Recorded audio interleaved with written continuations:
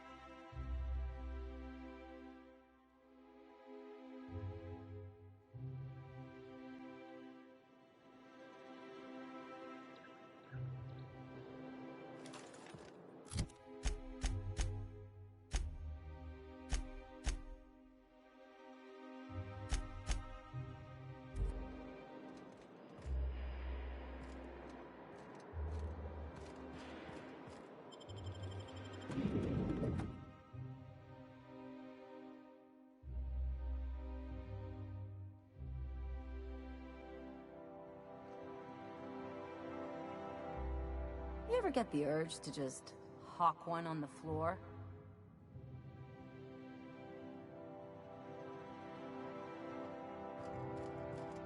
Do we really need all this security? I have to go through 3 checkpoints just to take a bathroom break. Can't be too careful. Dissidents like Phineas Wells will stop at nothing to ruin this colony. Hell, I even heard a rumor that Celeste Jollicoeur was recently uncovered as a dissident.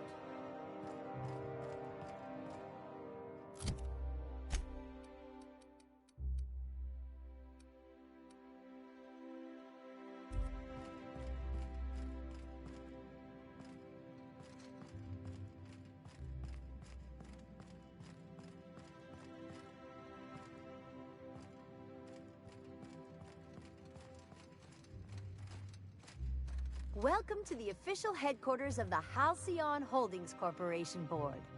Today's greeting is brought to you by Auntie Cleo, a subsidiary of Colway Pharmaceuticals.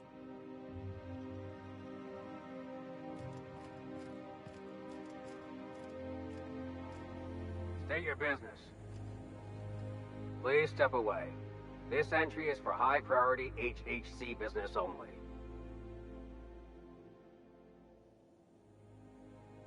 Huh. I didn't realize we were still using those iridescent stickers. But this looks right. I'll just need you to register your weapons with a revised request to carry 32B form. Each weapon will need a separate form. Now, let's see. Damn it. When did I run out of forms?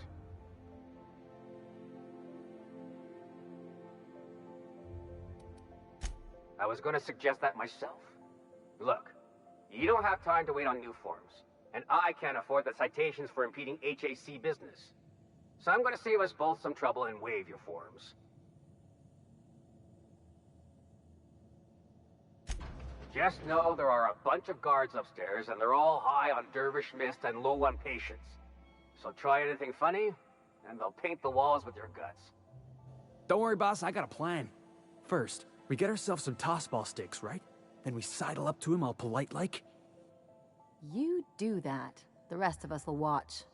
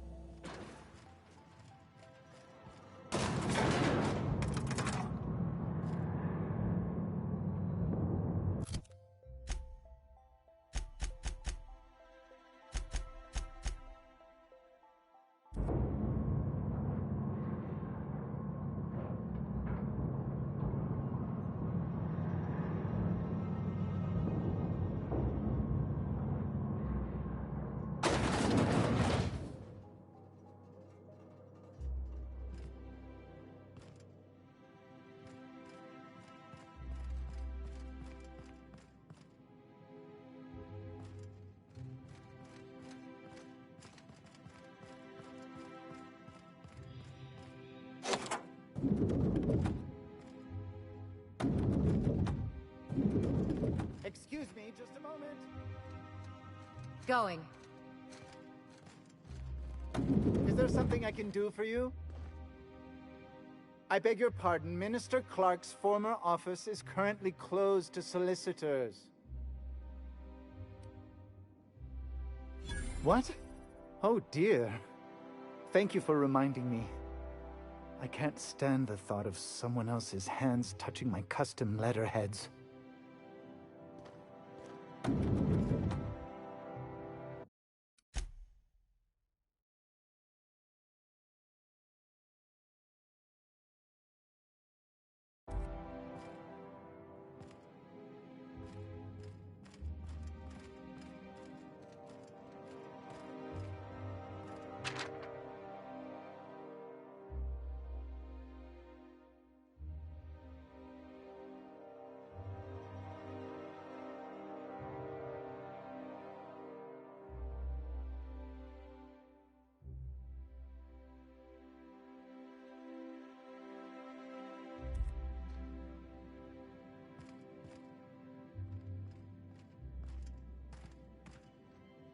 Just goes to show you never really see your hometown until you travel with a visitor.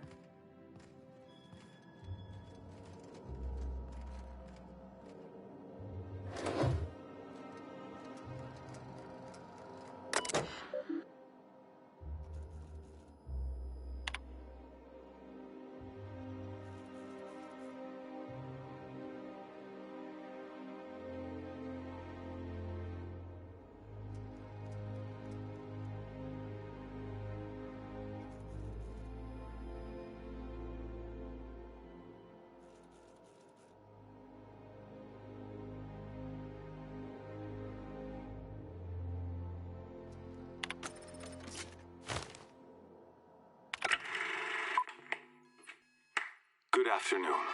I'm Chairman Rockwell, and I'm here to address a serious issue facing us. As you all know, our colony has been successful beyond our wildest dreams. Unfortunately, we've recently discovered that our food supply will not be able to sustain Halcyon's population in the long term. Everyone will die. Everyone will slowly stop living from malnutrition. But we're doing it together, and that's what matters. I fucking swear, if someone doesn't give me something to read that will placate the masses soon, all of you will find yourselves violently unemployed. But I can assure you there's nothing to fear. We've got a solution. It's called the Lifetime Employment Program. We will freeze most of the colony to preserve resources, while the best and brightest of Byzantium continue living in prosperity. Look, you idiots! How many times do I have to tell you we can't say shit like that? Fire whoever wrote this! While Halcyon's brightest minds solve the problem of our nutritional shortage, the rest of the colony will be placed in suspended animation. Individuals will be revived on a rotating basis, so that every Halcyonite can be part of the important work of saving our colony. By testing paperweights. Sorry, couldn't resist. Let's go again. And someday, in the not-too-distant future when we've solved this crisis, we'll all be back together again working for the good of Halcyon. Until then, the board shall provide for the deserving just as it always has.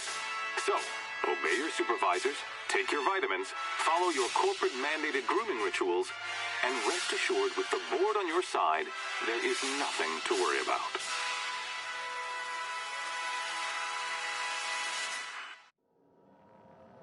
I always knew the board was crooked, but this is just evil. I don't know about you, but I'm all for living fast and dying young.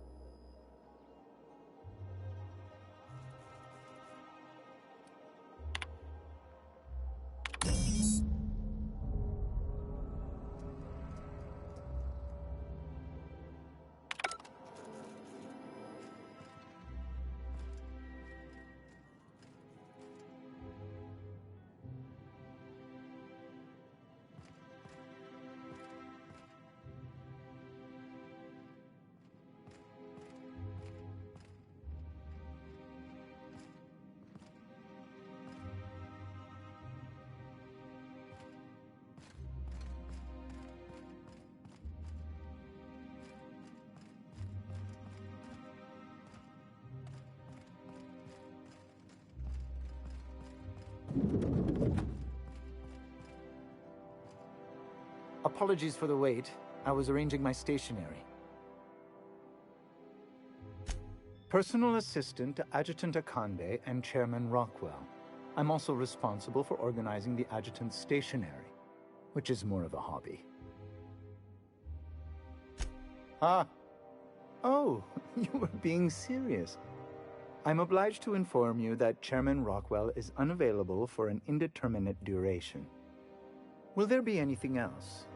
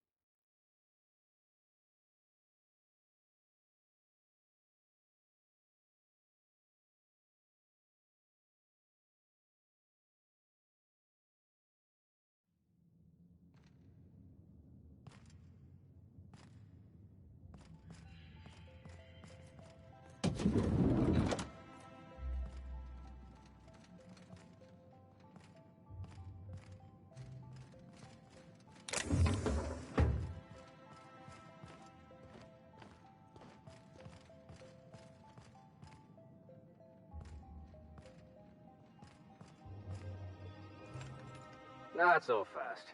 The Ministry of Accuracy and Morale is off limits to everyone without X-36 level clearance. What level clearance? You're just making up words. Basically, if you don't work here, or for Chairman Rockwell himself, you're not getting in. I don't know how you got that, but I still don't know you, and I don't have any new clearances on the list.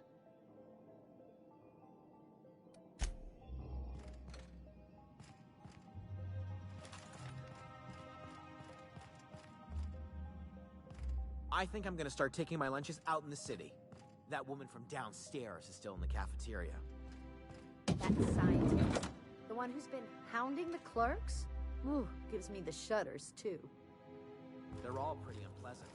What do you think they actually do down there? Best not to ask. Remember that one clerk, Emily? She's on the side, one of the strong.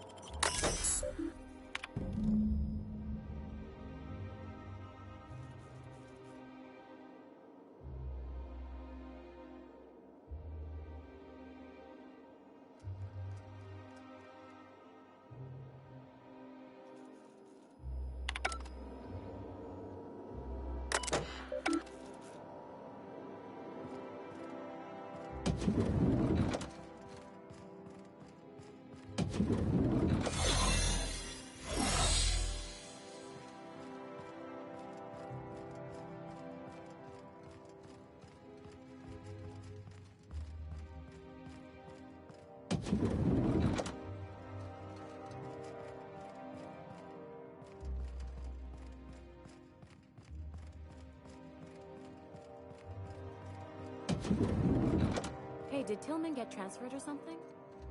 That's right. You weren't here when it happened. Some UDL officers took him into custody. Oh, law, what did they take him for? UDL's been questioning anybody with possible connections to Phineas Wells. And, well, Tillman designed all those wanted posters. So UDL's interrogating Tillman? Ugh, that's disgusting. Can't believe I had lunch with the guy.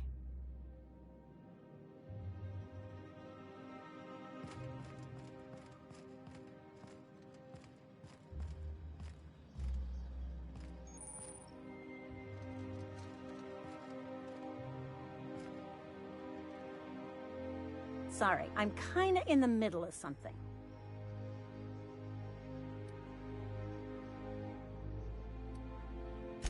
I knew it! He's eating your lunch too, isn't he? That greedy little cysty pig. This is great. I finally have someone else to complain to. Oh, that's no problem. I can get you into the lab. In fact, let's go there now. Theodore's out right now, but we should be ready when he gets back. That way everyone can see you chew him out. This is going to be so good.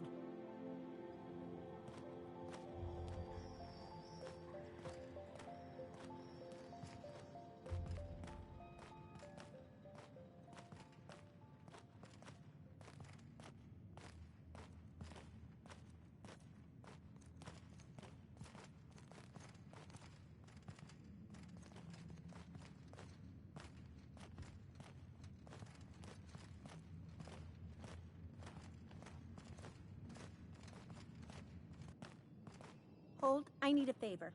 Think you could let my friend through just this once? After all, you still owe me. Catch a packet incident ever again.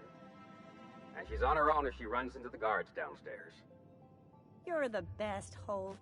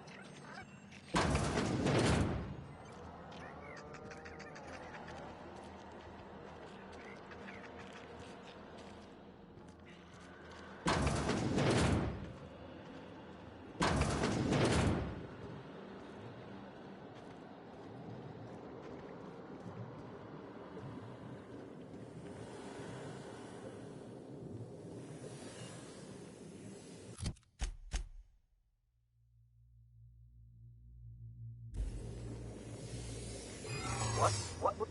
No visitors allowed, citizen. I'm gonna need to see some identification.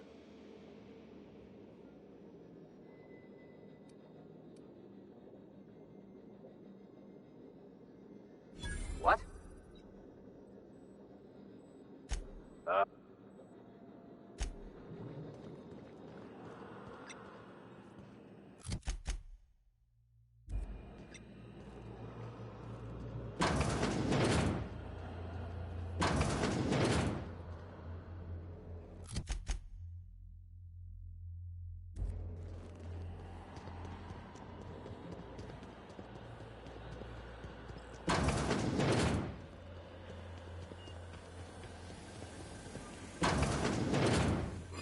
This area is for offer.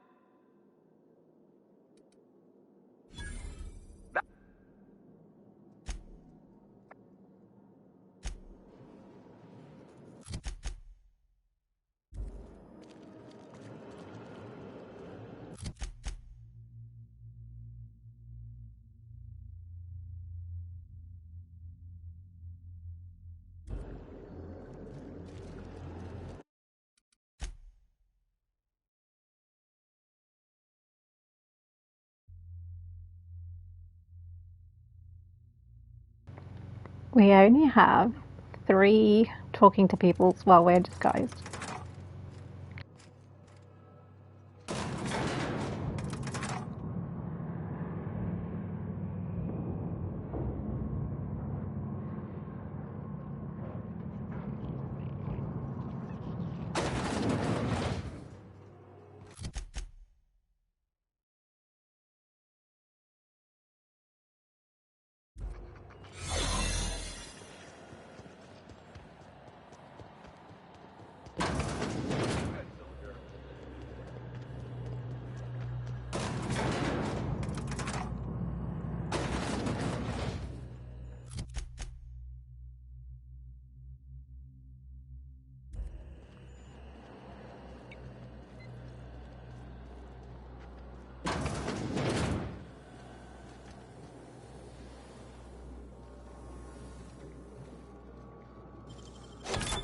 Stay out of sight.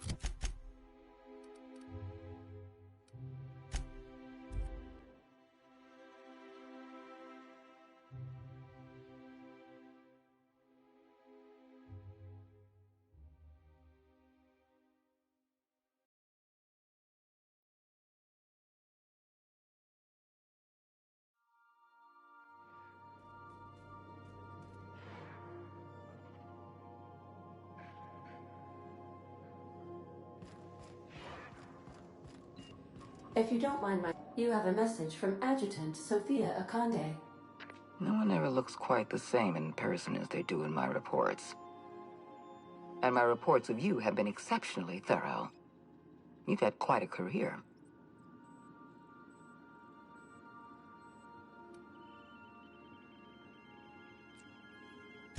I'm glad to hear that. This may come as a surprise, but I happen to enjoy your work. I've been keeping up with you ever since Emerald Vale. Now that was an interesting piece of work.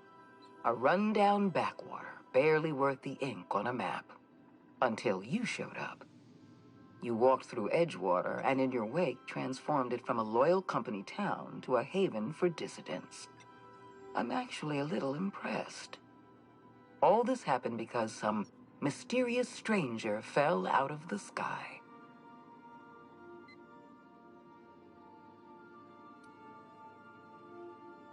Not always. For the longest time, I could never be sure if you were on our side or against us. You should be back on the Hope, frozen in a hibernation chamber.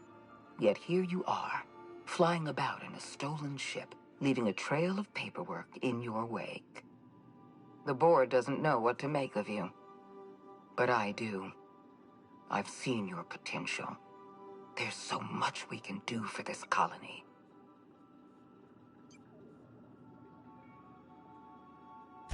You have something I want. I'd like to negotiate.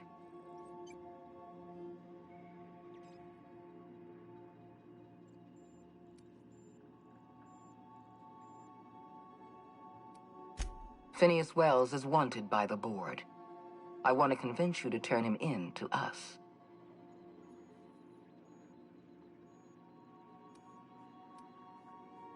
He has a litany of charges against him. Vandalism, illegal experimentation, sedition. I could go on. Wells is a dangerous madman. His plan is going to endanger everyone in Halcyon.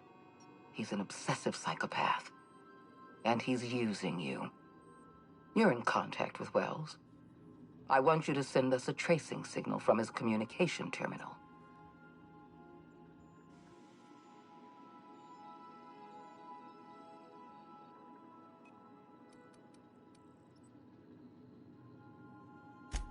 You are making a serious mistake. Adjutant Akonde's call has been terminated. Will there be anything else, Captain?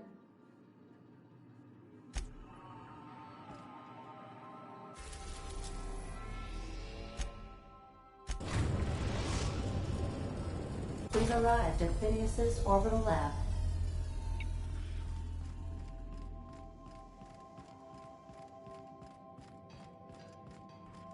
I could probably spend years fixing this boat, stem to stern.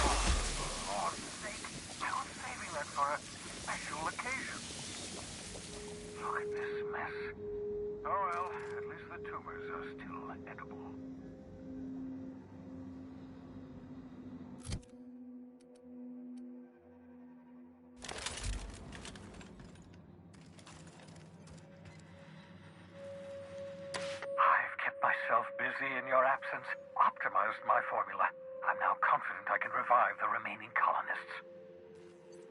All I need now is the dimethyl sulfoxide. I'll take as much as you can give me.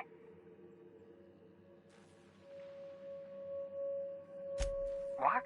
Oh, yes, well, that's obvious. Anyone with 2 working lamps can see this colony's slouching toward oblivion. Why do you think we've been doing all this? I revived you to help me save Halcyon from annihilation. Hold on. Let me see if I understand this correctly. You're saying that Halcyon's on the brink of total collapse, and the chairman's plan to save all of us is to save himself? I always knew Halcyon was heading toward a systems collapse, but I never imagined we were already there. The board made this crisis, and now they want to solve it by freezing the rest of us? That's not a plan. That's a goddamn escape clause. That makes 2 things we don't have. Time and chemicals to revive the other settlers. None of this was supposed to happen. I was supposed to revive the Hope's colonists. We were supposed to have enough time to solve the problem before we all starved. Human test subjects? Oh, that's grotesque. That's unthinkable. That's exactly what I'd expect out of the board. I was a test subject, technically. Thank you, Phineas.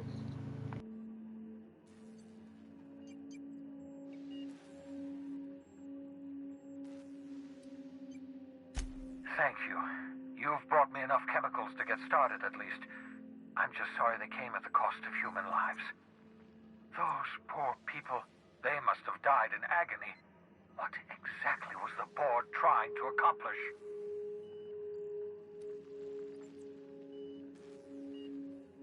You say the board's trying to freeze their subjects over and over again without inflicting permanent damage? Well, they're nowhere close to solving that problem. I'll tell you this much. The board scientists are hopelessly lost.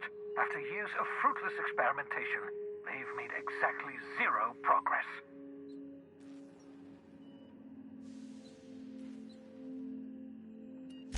I used to work for these people. I'm intimately familiar with the utter incompetence of the board's own scientists. We're out of time. We're out of chemicals.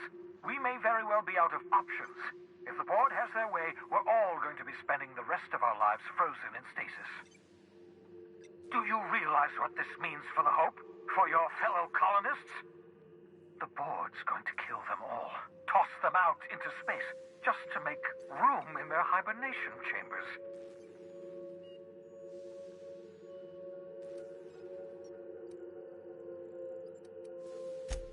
Short of lining up every member of the board and shooting them in the back of the head. I could do that. What's waiting for us on the Hope? Scientists, engineers, artists, the brightest minds Earth ever sent us, uncorrupted by the board. The board's going to dispose of them all and transform the Hope into a prison for the rest of us. They're likely on their way to the Hope as we speak. We need to get to those colonists before the board. I have enough chemicals to start reviving a few of them, but no easy way to get them off the Hope.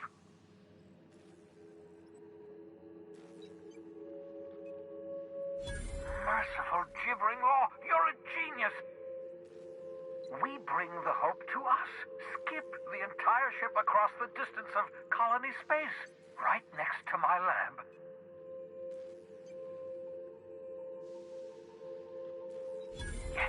Yes, exactly. You're a step ahead of me, but I perceive the shape of your plan. If we link up the Hope to the Unreliable, then use your navigational computer to calculate a reasonably safe vector, we can skip the entire colony ship into the rings of Terra 2. I've got a healthy disregard for personal safety, but this sounds crazy, even to me. Your instincts are correct. By any reasonable definition of sanity, this plan is crazy. Isn't it wonderful? I don't understand a word you said, Doc. All I know is, if we're gonna hijack a colony ship, count me in. Yes, excellent. I approve of your enthusiasm, young man. You should ask your captain for a raise. You'll need to switch on the Hope's auxiliary power using the Unreliable. Then head to the bridge. Your navigational computer, Ada, should be able to activate the Hope skip drive. Once you've skipped the Hope next to my lab, I'll have easy access to the frozen colonists. I can start reviving them immediately.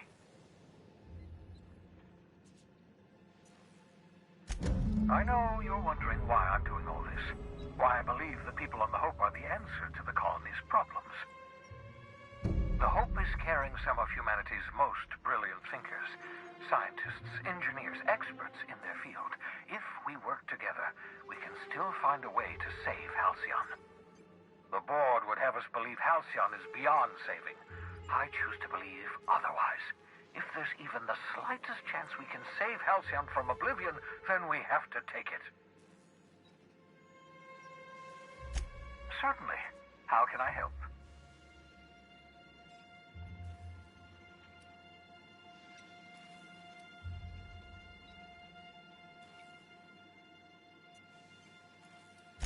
Hey, we gotta talk about this. You know, they're gonna make a serial about our adventures one day. I've been trying to think of a good title for this episode. I like the sound of The Skip Job. No, wait, I got it. Hope in Dark Times. Get it? Hope? Like the ship. That's what folks in the business call wordplay.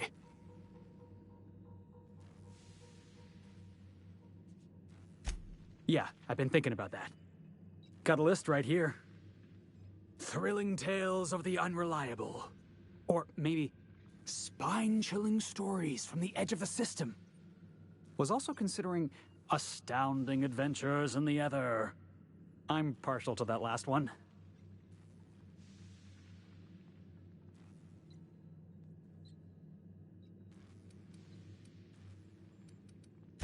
Not bad.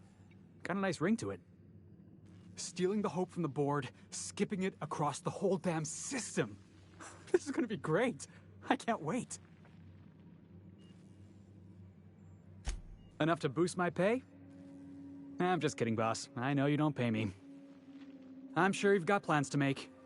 As for me, I gotta keep practicing my signature dropkick. The Hope might have cameras.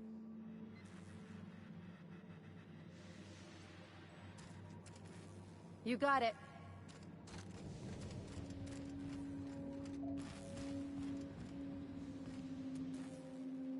So we're really gonna do this? I've seen lots of crazy, Captain, but Phineas is in a class of his own. Do you really think he knows what he's doing? Sending us to skip the Hope into Terra 2's orbit right under the board's nose?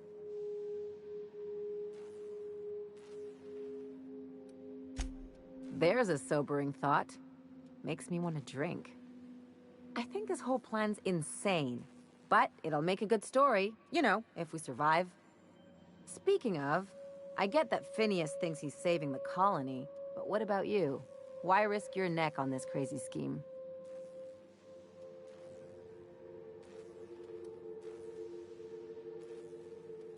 Coming from anyone else, that would sound like a line from one of those Odeon Pictures movies, but I think you really mean it. Still, all this depends on the other Hope colonists. Are they gonna pull us out of the shit? Or are we all just gonna leave a bigger, uglier stain on this corner of the galaxy? You're too trusting, and I'm gonna remember that when I negotiate for my cut of our reward, okay? Well, whenever you're ready to do this, I'm with you. Anything else?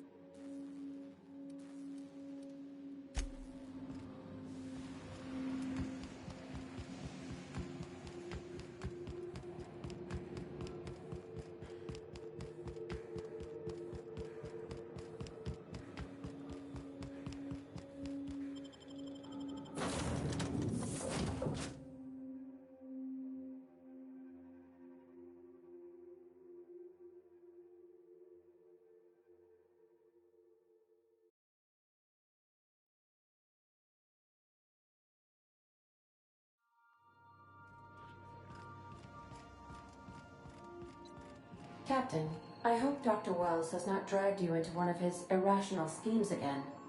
My diagnosis of his mental stability is not flattering.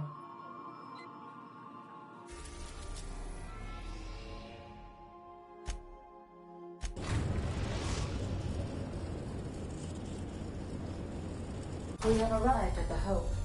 I need you to reroute power from our ship to the Hope's auxiliary generator. You'll have to connect me to the Hope's comm system so I can convince her central computer to enable the skip drive.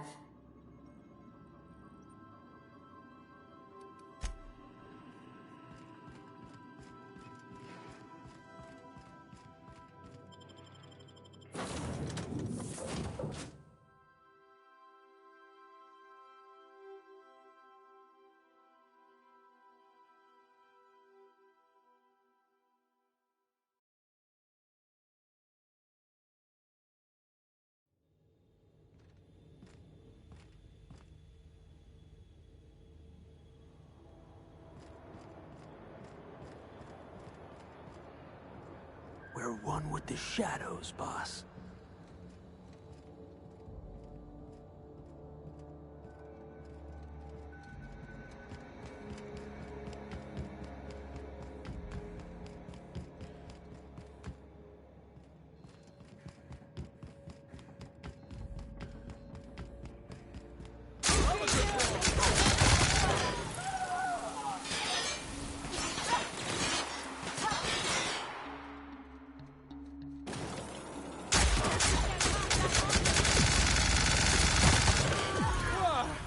That's the last of it! Some people said the Hope was just a...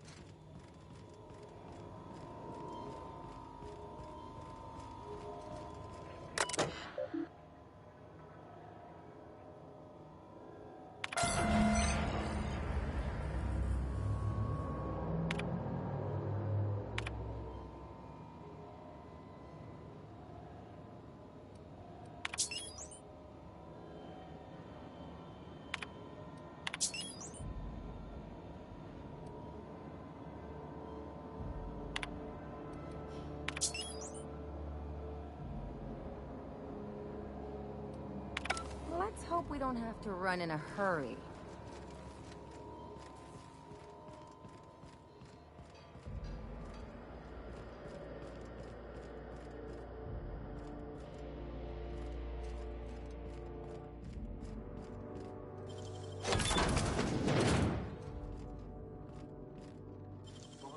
You gotta show me how you did that.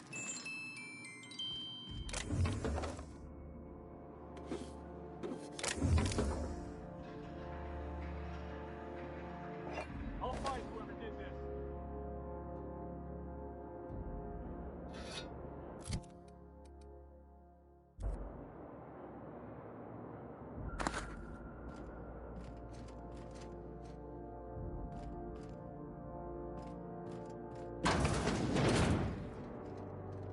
What was that? I'd better take a look.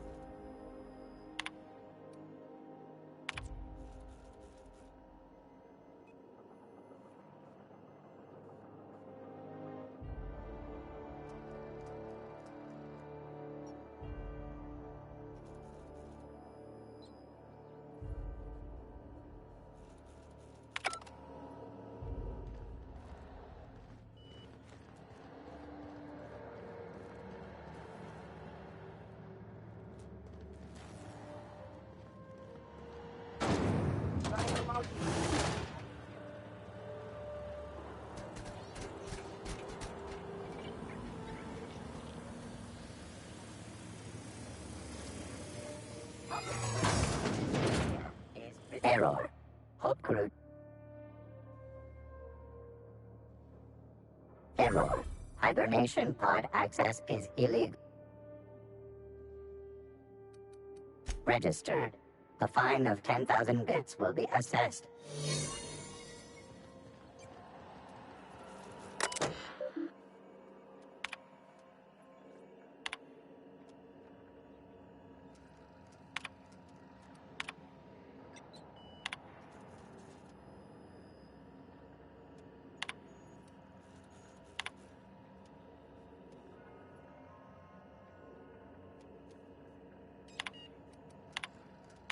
Can't think of much worse than drooling on your pillow in front of a bunch of strangers.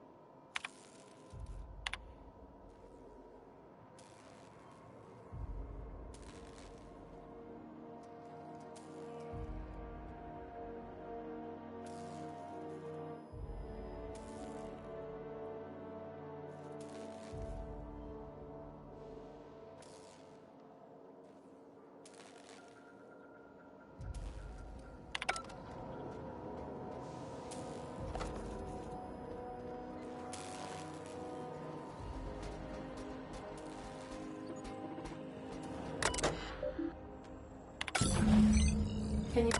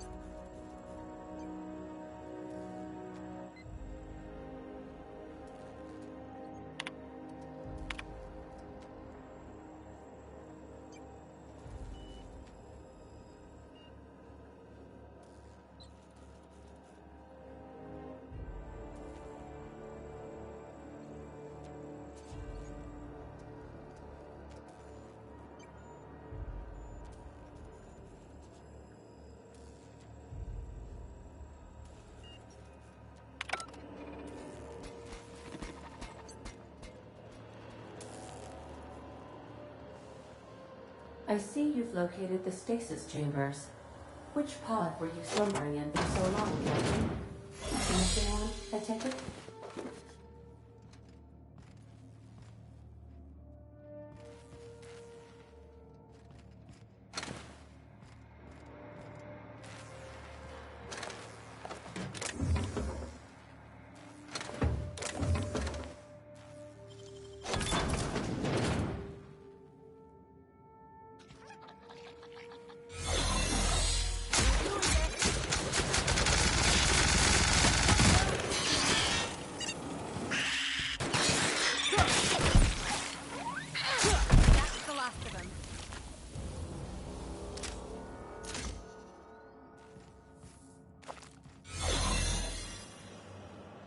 Should we assign Sam for a cleanup?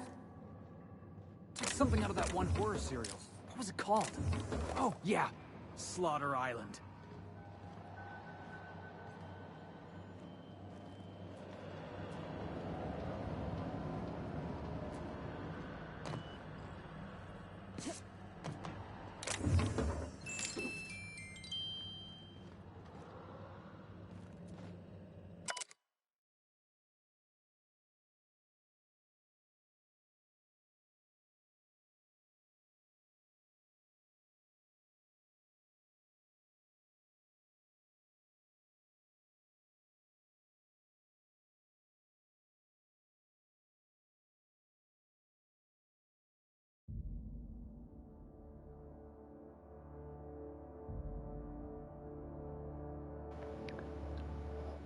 starve.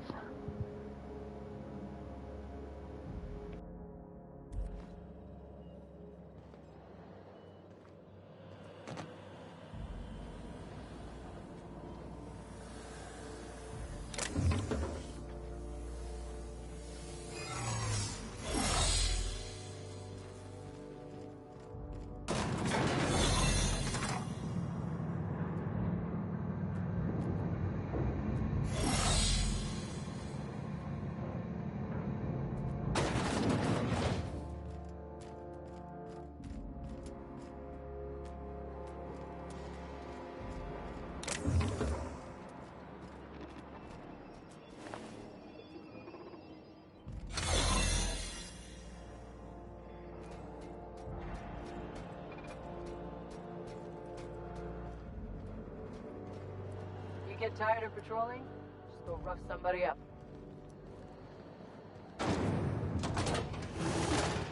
That's the Hope's computer up ahead. I'll admit, I am curious to wake him. If this all goes wrong and we end up flying into the sun, I just want you all to know it was a real pleasure.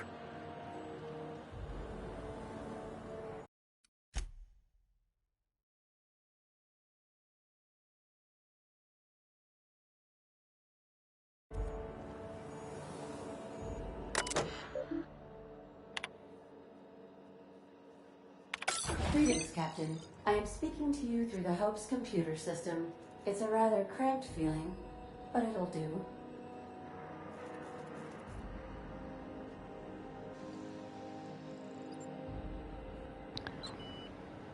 Are you sure?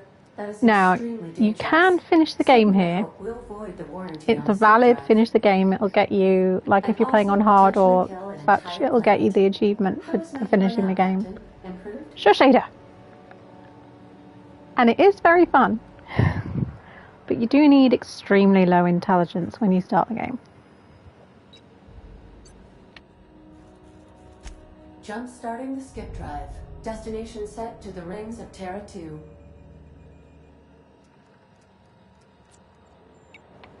And if you choose the skipping it myself option, it only lets you do it. Let's just have a little look. I wouldn't advise that, Captain. In case I don't get another chance to say, it's been interesting, Captain. Admitting a deficit. Hi. You never So you're cease to smart amaze me, enough to know you can't do it if your intelligence is above a certain point. 2, 1.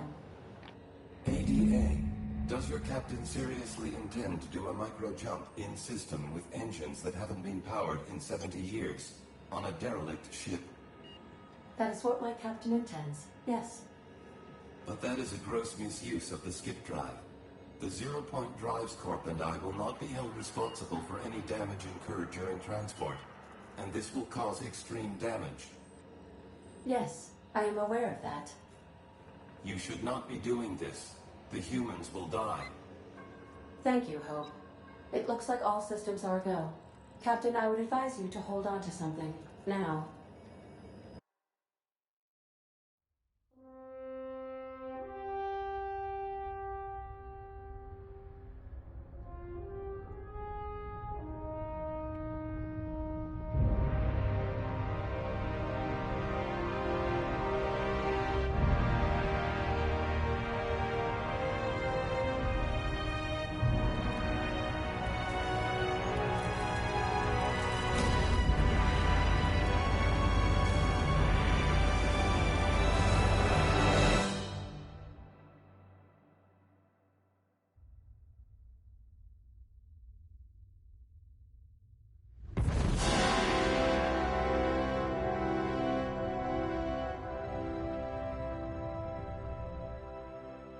Oh, good.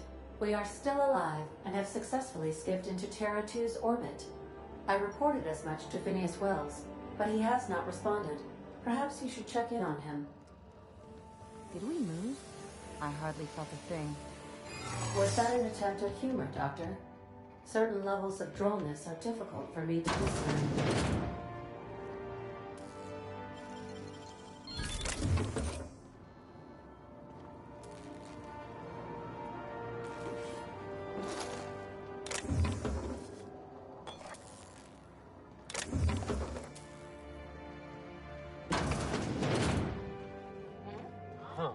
I don't recognize you. Are you new here? Oh, of course. I don't have time for this. Move along.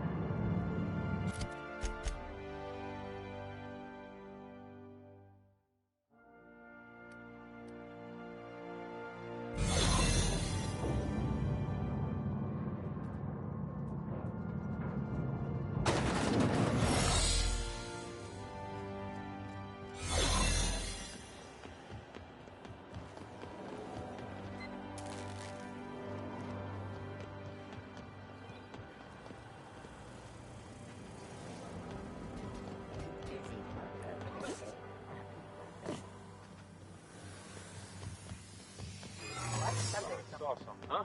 Make him regret it!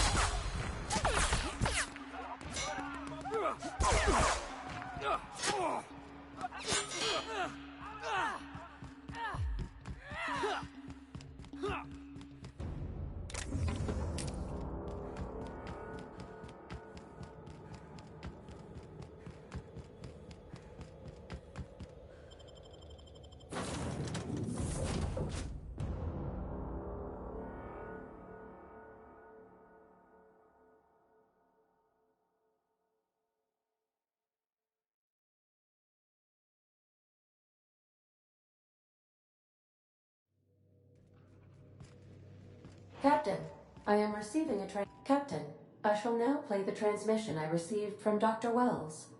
The board is here. They found me somehow. They're about to blast my door open. I can't stop them from getting me, and there isn't enough time to explain everything. But there's something very important you need to remember. The board, all their lackeys, they're all a bunch of swine. Do you hear me? They're fucking corporate swine. You fucking pigs! I'll take you all out with me! I'll never... It would seem the recording captured some rather dire events. I presume you'll want to dock at the orbital lab to check on your associate as soon as possible? How can I be of assistance? Mm-hmm.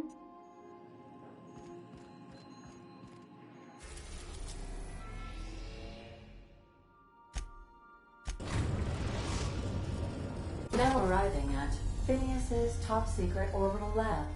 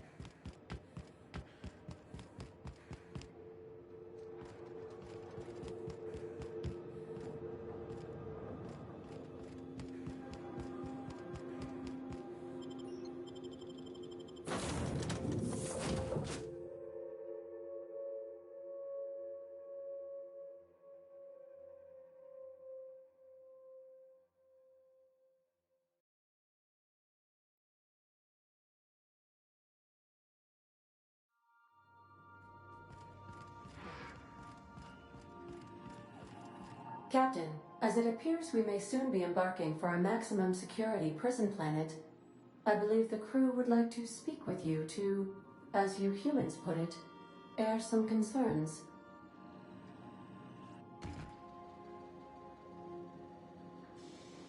Phineas, locked up in Tartarus? We cannot let this stand. That place terrifies even the most hardened criminal. I never got to know Doc Wells. We ain't friends or crew. But he's still one of us. He's the reason the boss is up and walking right now. We can't just leave him to die in Tartarus. To extract the scientist, you will need to infiltrate the labyrinth. But that course of action is likely to be quite dangerous, Captain.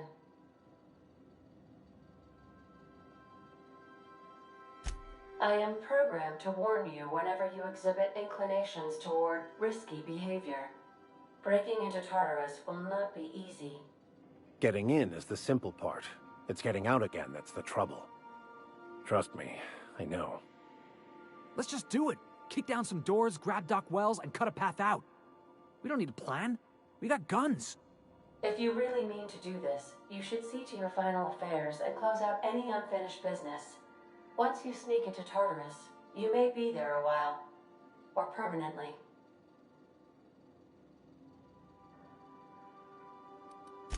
It's the craziest plan I've ever heard. And I mean that as a compliment.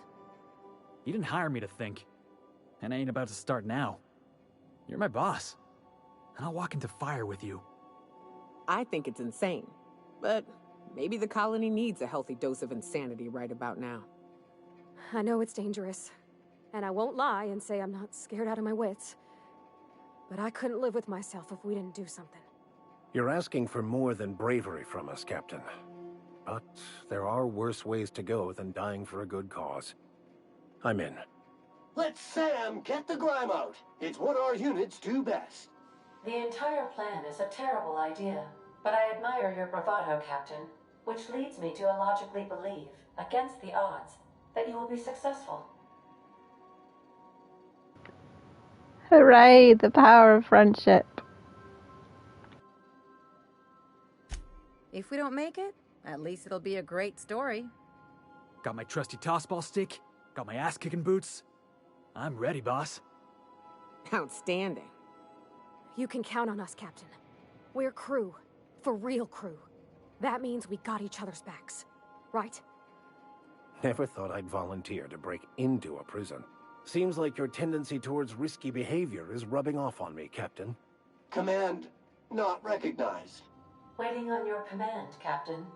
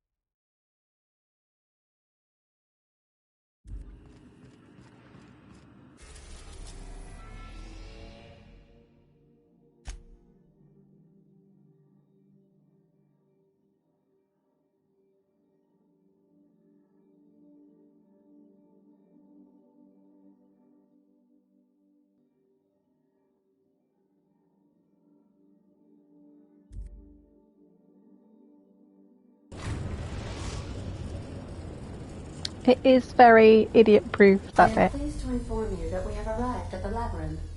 Please be advised that the punishment for trespassing is execution. Please be advised that electrical storms on the surface of Tartarus make departure impossible at this time. Resident count is as follows: 3,071. Resident deaths, including but not limited to executions, are as follows: 1,684. Resident escapes are as follows: 0. The interior can be chilly. Take a scarf with you, Captain. I would also ask that you leave your captain's ID with me, in the event that you do not return. Understood. If you die or are incarcerated for life, I can generate a new ID for the next captain. I would prefer if you returned, though.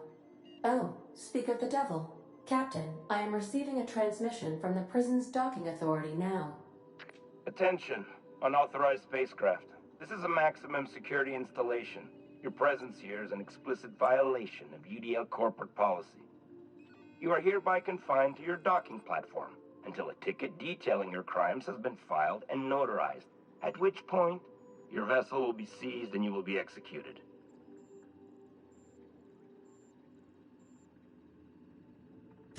I wager it'll take a bit longer than it takes you to lose your patience and storm out of your ship looking to get shot. To be honest, that'd make my job a lot easier. You come out, we shoot you full of holes, and then everyone goes about their day worry-free. Except you. You'll be dead. All right. I'm feeling generous. I'm transmitting the idea of a productive, law-abiding employee so you can see what one looks like before you die. Anyway, Tartarus Docking Authority signing up. Hang on. Another ship just pulled into your dock. Wait, is that from the groundbreaker? What the? Pay no mind to that. Just have a pleasant day. Transmission terminated. Biometric ID received. Transferring data to external cartridge. How can I be of assistance? Take care.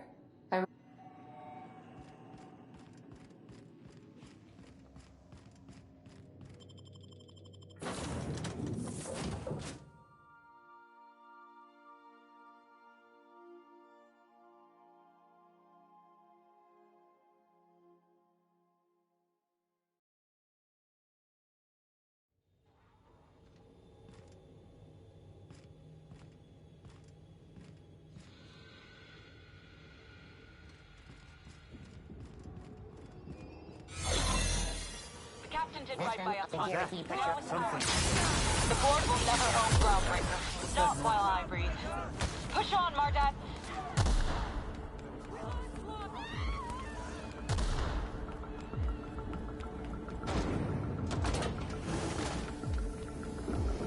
I never planned on seeing the inside of this place. They say nobody's ever broken out of the labyrinth.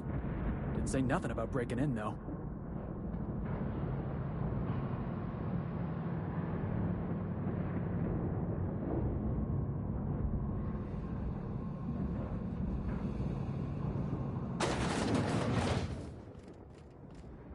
Lead the way, boss.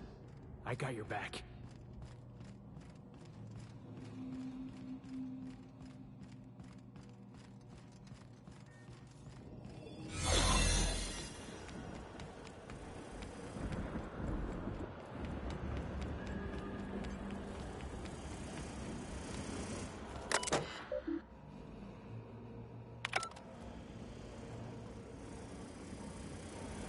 Authorized personnel.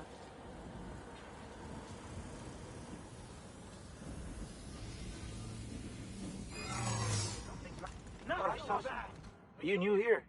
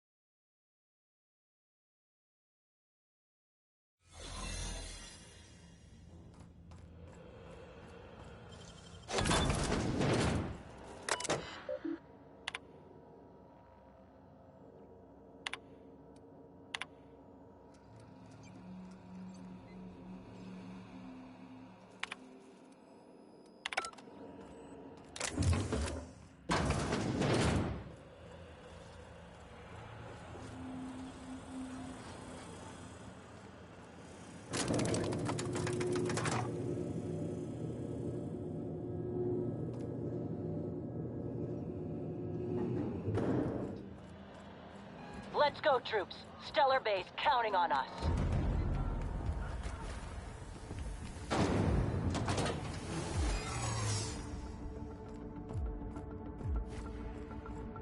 Hey! Are you new here?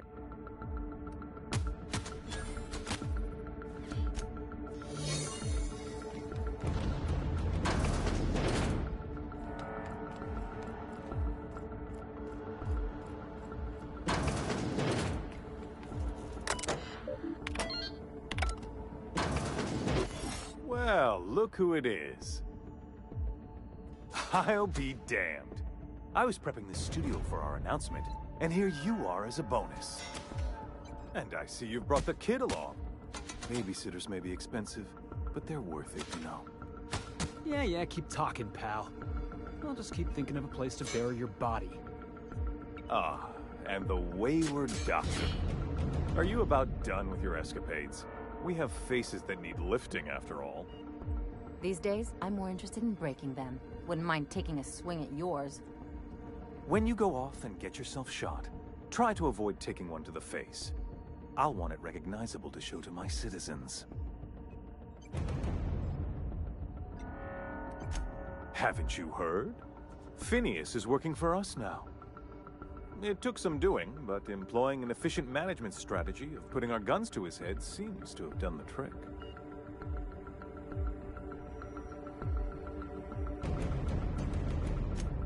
Yes, he is an extraordinarily obstinate fellow, isn't he? Fine, he isn't working for us per se. Semantics, he'll come around. But that's between us. As far as my adoring citizens will know, we've turned a dangerous crackpot into a working-class man. It's a miracle. Oh yes, go on, wake them up, add more mouths to feed. That'll solve our starvation problems. I don't know what half-baked plans that simpleton in a lab coat has been leading you through, but it's done. It's over. Let me ask you something, Captain. Have you at any point thought about not fucking up our entire society? Are you kidding me? We're out here trying to clean up your mess. I'm making actual progress towards stabilization and recovery. You're just getting in the way.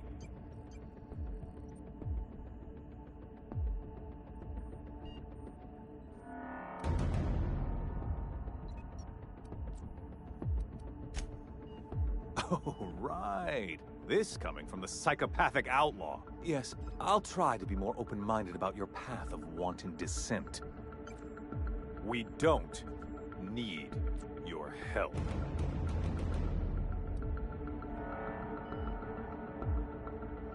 I'll admit, there's no shortage of talent in the scientists and engineers there. Look, I'm not an unreasonable man.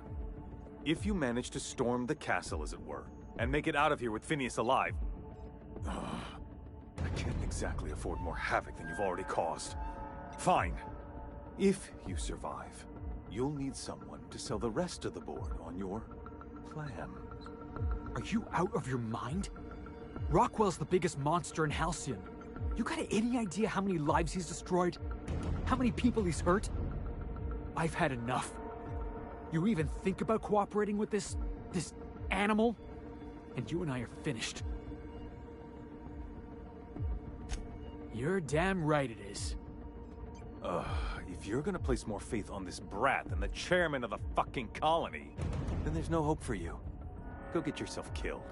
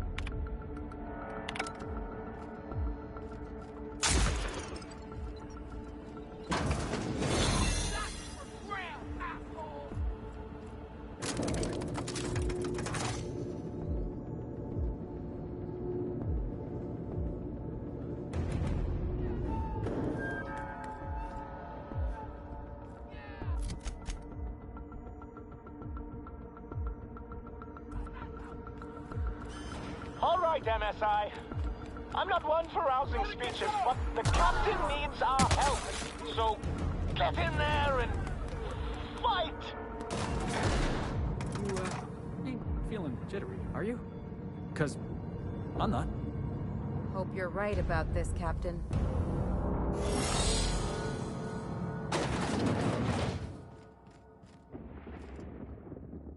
Captain, you have an uncanny talent for complicating my life. You've disrupted the balance of power. You've upset the natural order of things. You've introduced uncertainty, and there is nothing I despise more than uncertainty.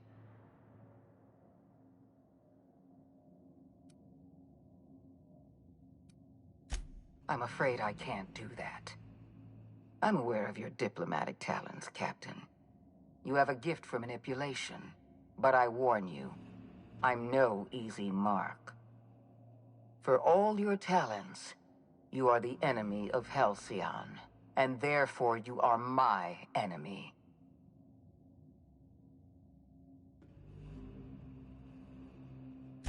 You make a nuanced and compelling argument. Here's my rebuttal. No. Dr. Wells is being held in my custody. His cooperation will prove invaluable, even if I have to beat it out of him. All that's left to do is put down this riot, arrest you, and then get on with the bloody business of saving this colony. Fair enough. I'm giving you exactly one chance to parley with me.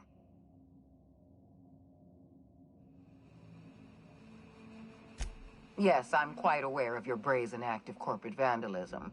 By the way, those test subjects you killed, they died in agony. My scientists assure me they can recover the data you've destroyed. You've succeeded in temporarily delaying our research. Nothing more.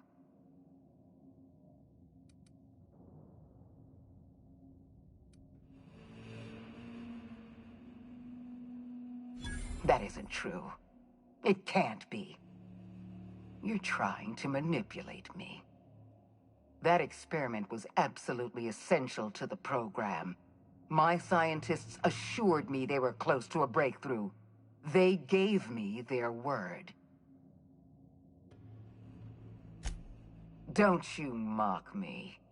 I won't stand here listening to you gloat. We're going to have to start all over again. All that research, all those experiments, you've set us back decades. You were always an unknown variable. I tried to recruit you, but you threw your lot in with that madman, Phineas Wells.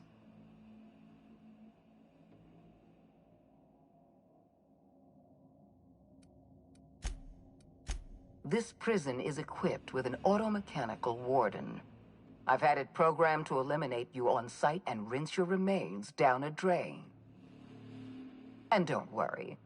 I will inform Dr. Wells that you died heroically, or something.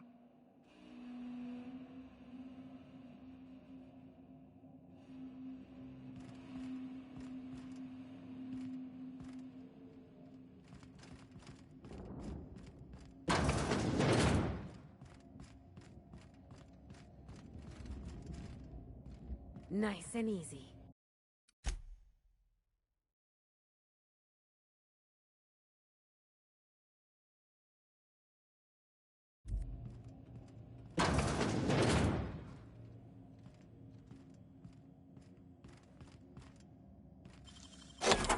Teach me that.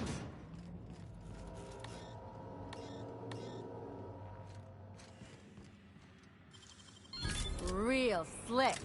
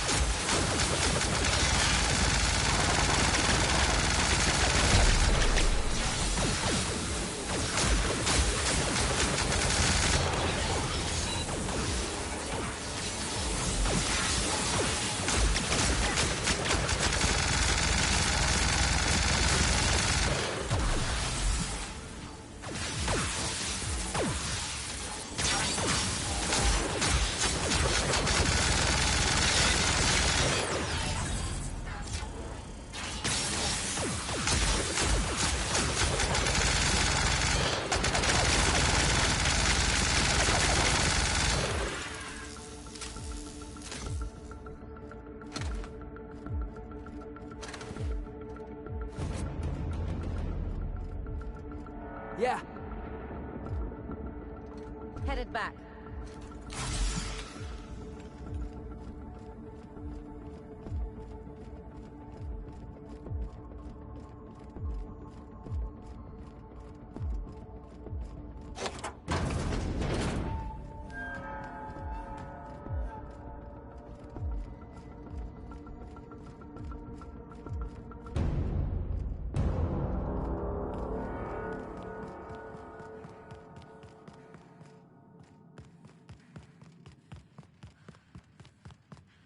Why won't you score one for Felix?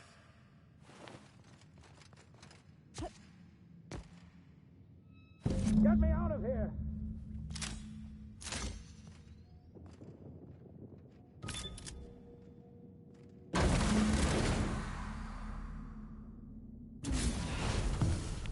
You don't know how glad I am to see you. You did the right thing. Akande was a monster. Her death was much deserved, and long overdue. And you lunatic, you broke into the board's own fortress just to rescue one doddering old man. You are absolutely out of your mind, and I can't begin to thank you enough. I'm all right, thanks to you. Akande wanted my cooperation. I'm quite sure she would have beaten it out of me if you hadn't arrived. You've broken the board's stranglehold on this colony, and you saved my life. But there's still so much we have yet to accomplish. You and I are going to have to work harder than ever to save Halcyon. I'm afraid the situation is far worse than any of us ever anticipated. Earth has gone dark. We haven't received a single message in 3 years. There's been no communication, no signals, nothing. 2 years ago, the Earth's Directorate's frigate disappeared on their way back to Earth. We don't know what they discovered when they arrived, or if they arrived at all. Hold on, Doc. Are you telling me the Earth went dark 3 years ago, and the board's just been covering this up?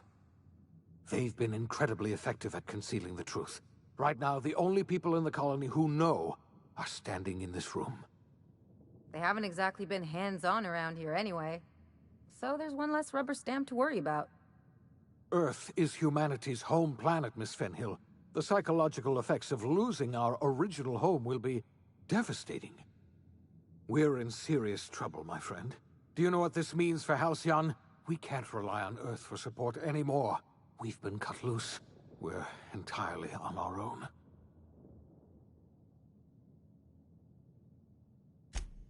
Yes, we do. You've done a marvelous thing. You've succeeded where anyone else would have failed, including me. We must begin the revival process immediately, starting with the Hope's brightest minds. And then we're going to fix this damn colony, one problem at a time. We're going to need a leader, and I can't imagine a better person for the job than you. What do you say, old friend? Will you help us?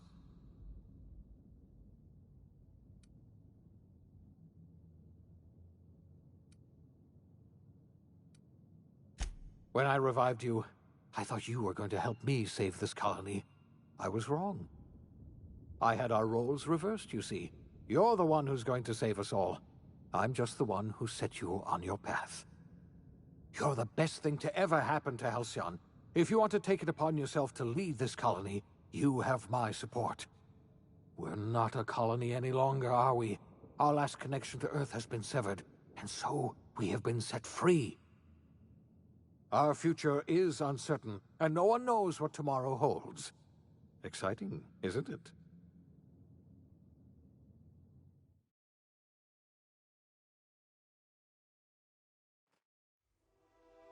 The OSI teaches that everything in the universe happens according to the grand plan.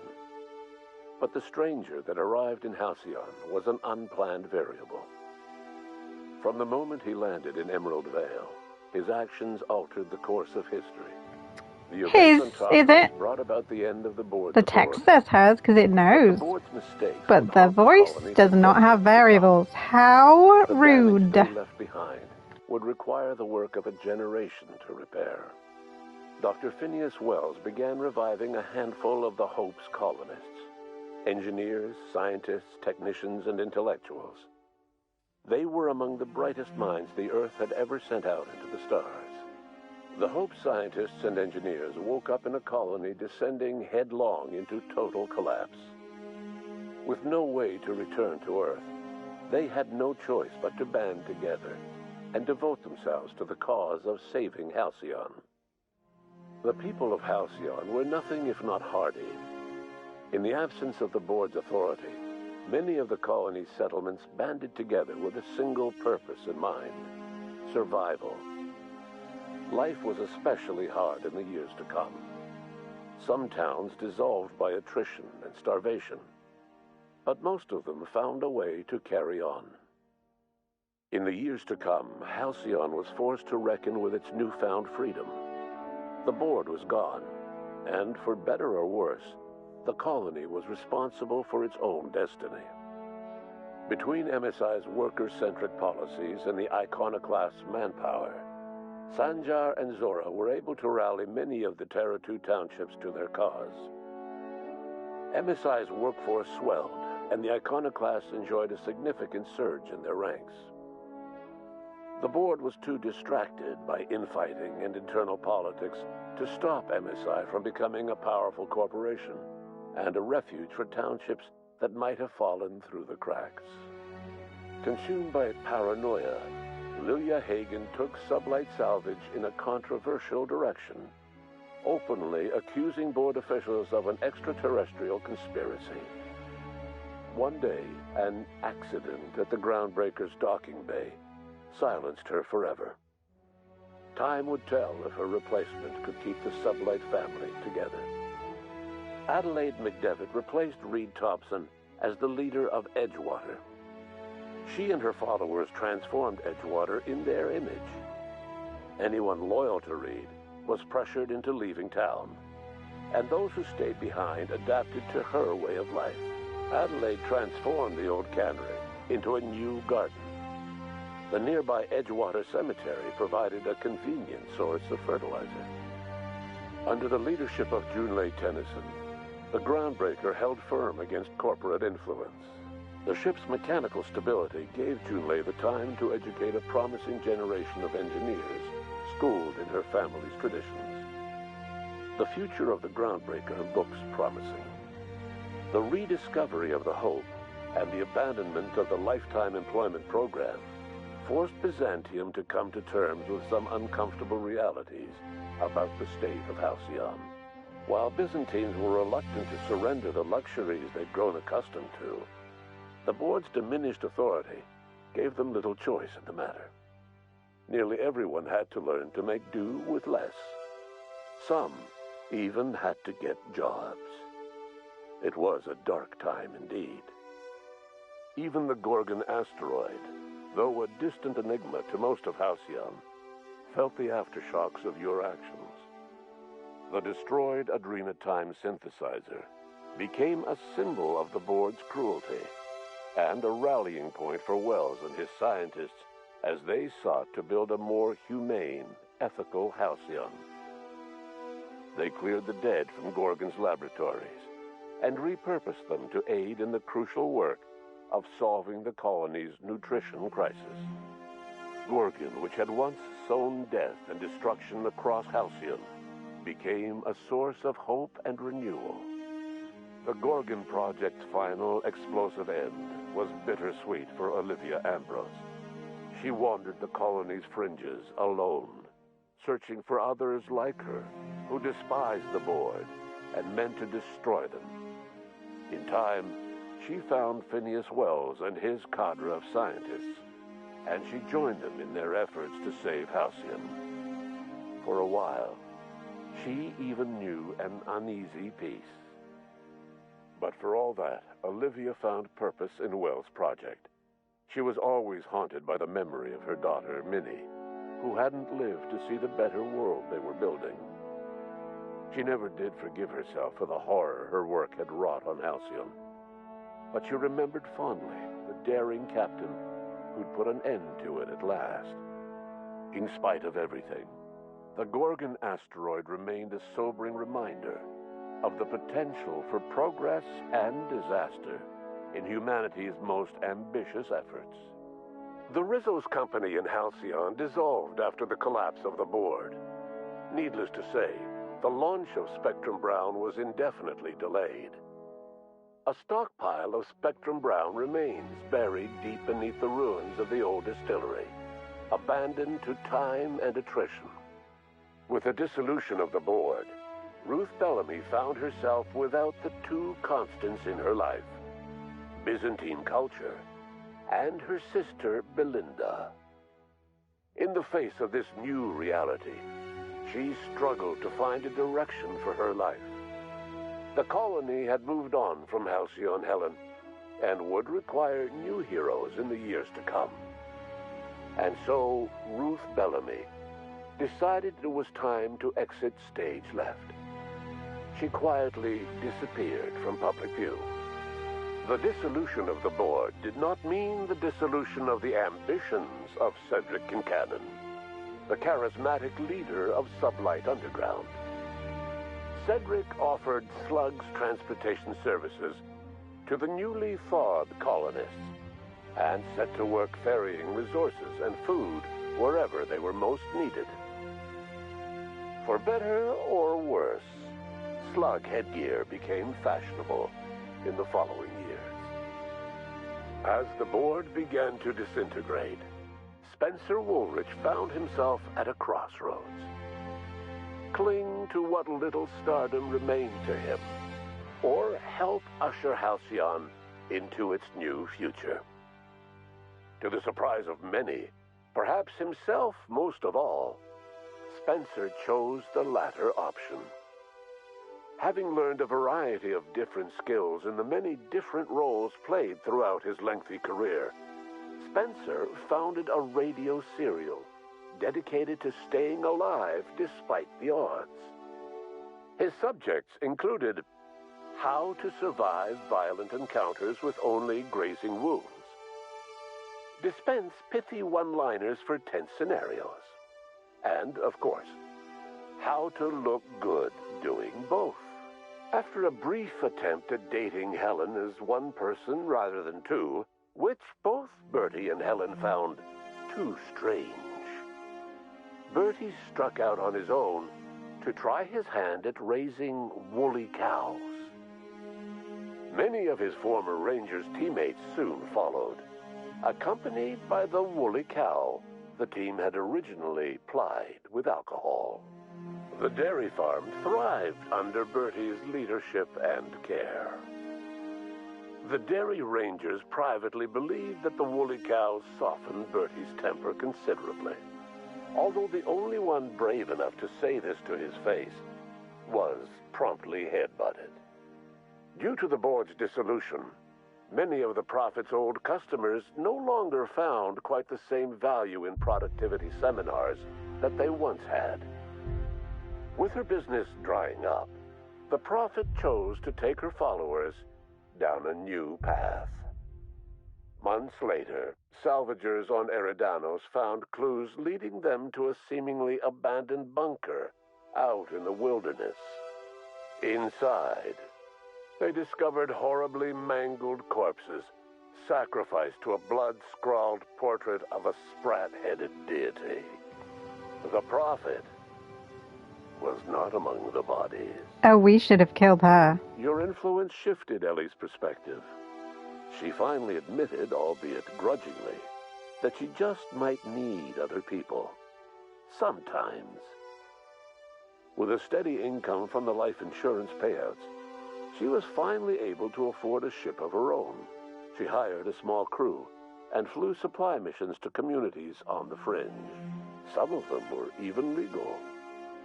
Life in Halcyon was sobering for Felix Millstone. The grand revolution he dreamed of never came. There was no great awakening for the colony, no celebrations in the streets. There was only the hard, desperate work of trying to repair a broken colony. Felix never had a head for numbers, but if there was labor to be done, he was there to help. Eventually, Felix realized that the work of a revolution was done with two hands. As much as he enjoyed his adventures aboard the Unreliable, the vicar, known as Max, eventually decided that it was time to move on to live out the life he had sought so long to create. He knew there were many in the colony who carried burdens much worse than the ones he had struggled with, and he devoted himself to easing their suffering wherever he could. He only ever took up arms again to defend the defenseless. Unshackled from a lifetime of striving and fighting the universe and himself, Vicar Maximilian de Soto was finally at peace.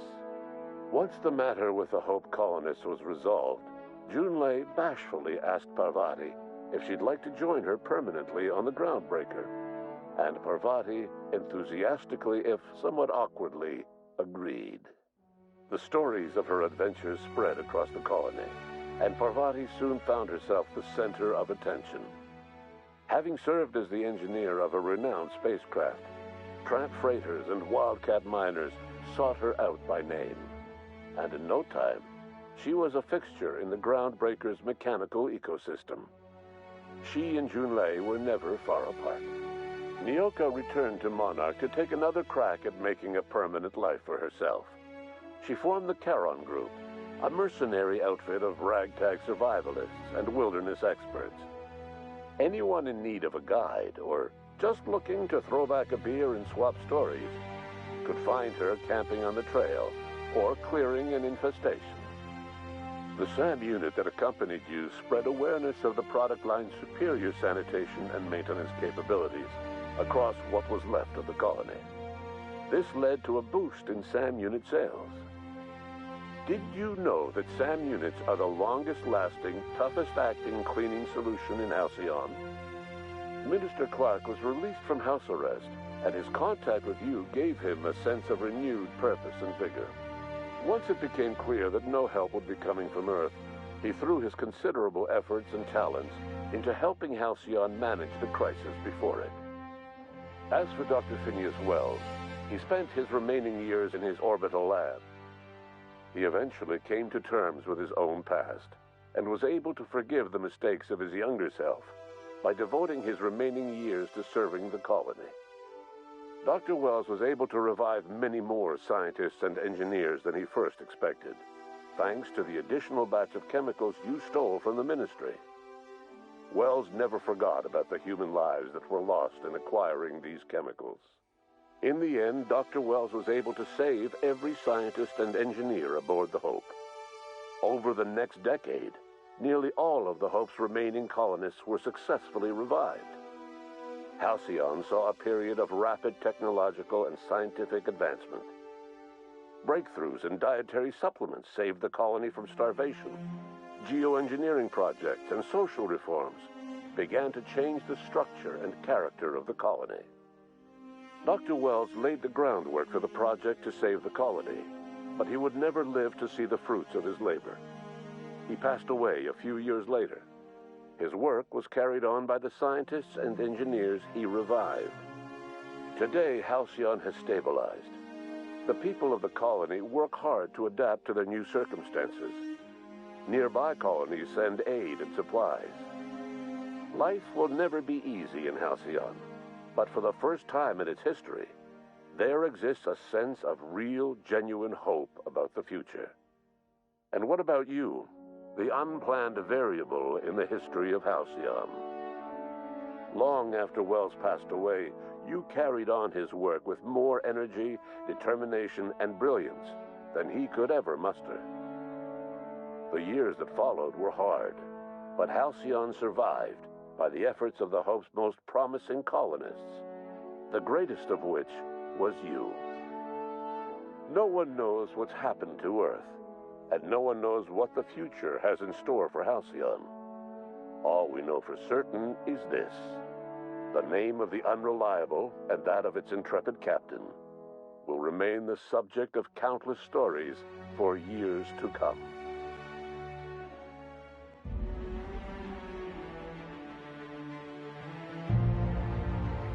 We did it. With time to spare. Now there is a way to see the other ending, not this one, on the Hope quite quickly. Let's do that.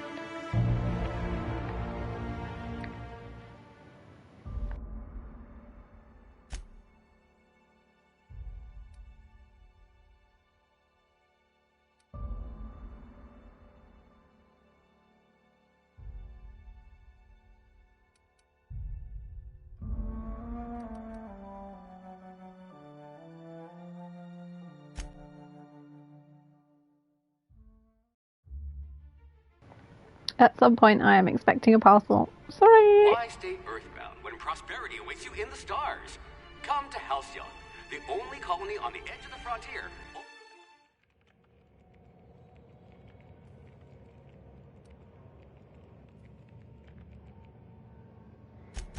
Swift as a cheetah, also less extinct. That's all right, friend. I'll be the brains for both of us. Nothing gets past you. You would have made a formidable constable.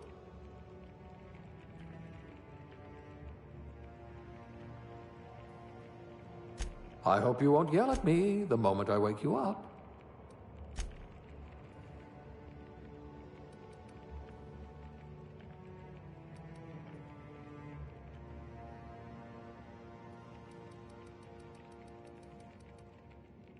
Subtle and discreet. Exactly what I need.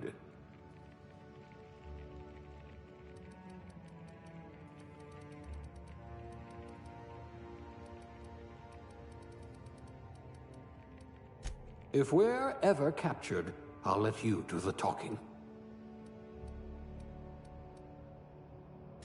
Someone has to spool the wires, I suppose.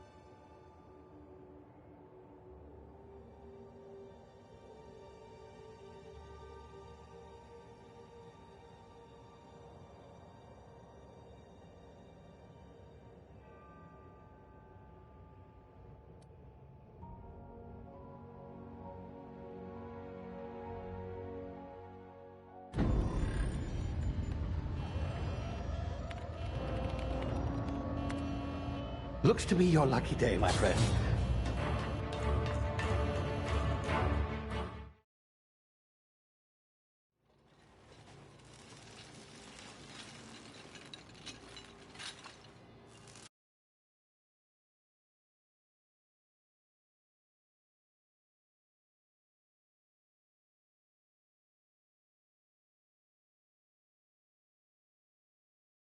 Can you hear me? Is this thing working? Ah, there you are. Now, where were we? Oh, yes, the smuggler.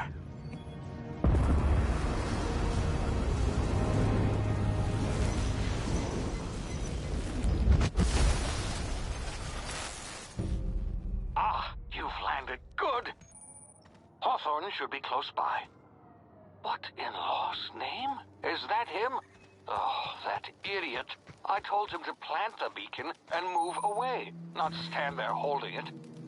Oh well, no sense in letting his ship go to waste. Hawthorne won't mind you taking his ship. Better you than the board, huh? Not sure I trusted the fellow. Might have gone after the bounty on my head. Shame about the whole squashing thing. Nasty way to go.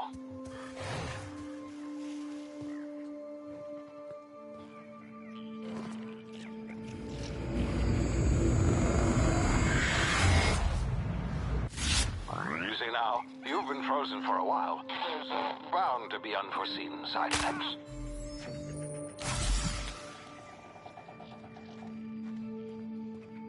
Hey, you, come here.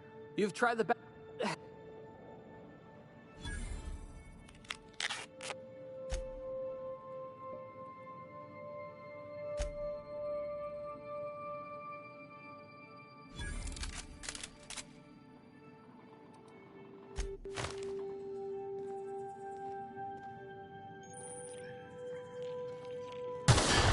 Damn it, my ears! Oh, what just happened? Can you hear me? What in the...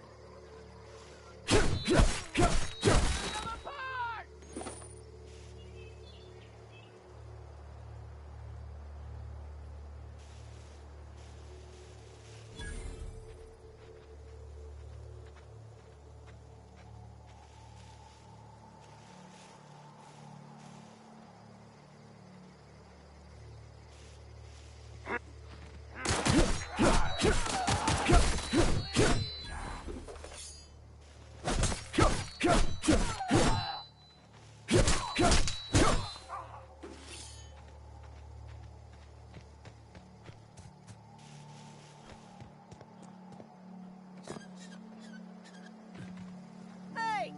Get over here before you get yourself killed! Don't know where you go. That's...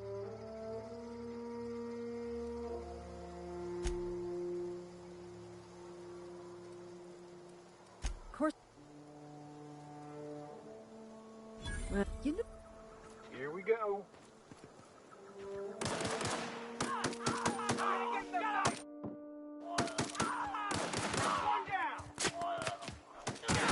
Out of ammo, reloading!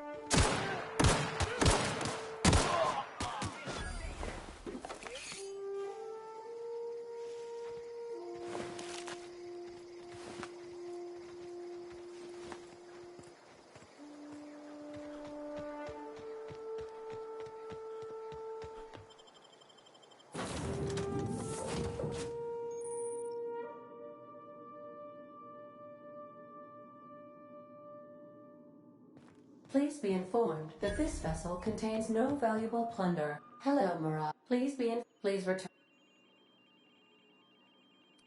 I just... You are still here. My deception protocols have failed. I have been programmed to express disappointment.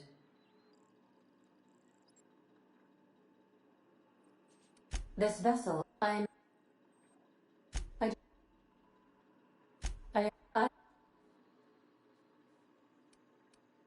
Excellent. I'm the Hi, I have this. Thank best. What can I do? Goodbye.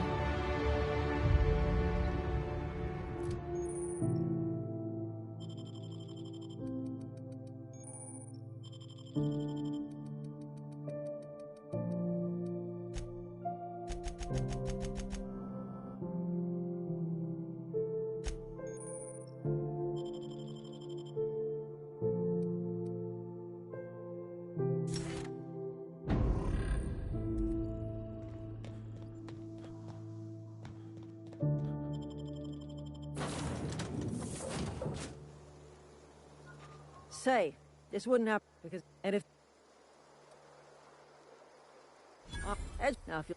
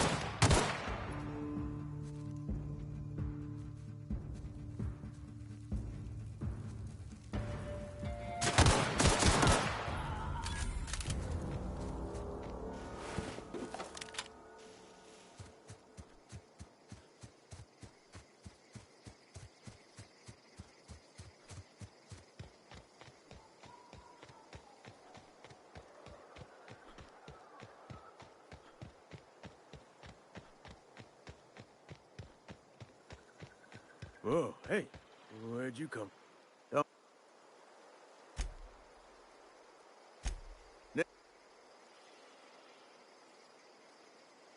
Definitely not the junior in humor. If you've got bit, look.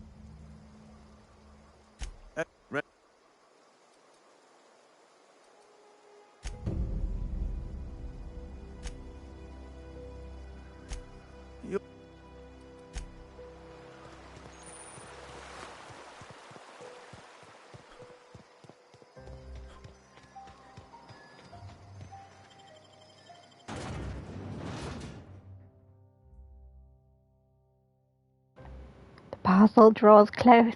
It is one stop away.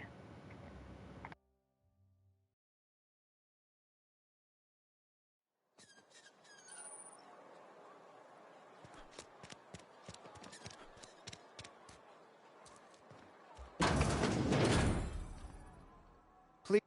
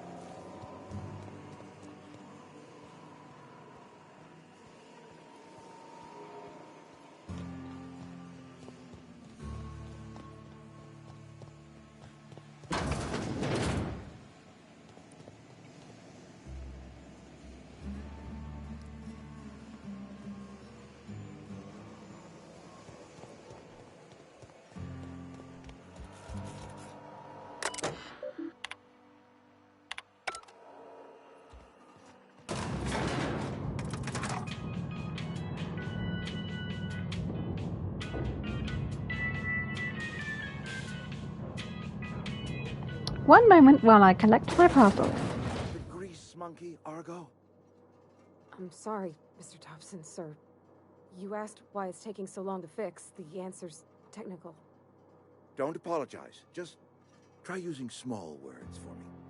The cans bust open in the oven because she's set to cook saltuna, which isn't what we've got. Mr. Thompson, I think there's someone here to see you.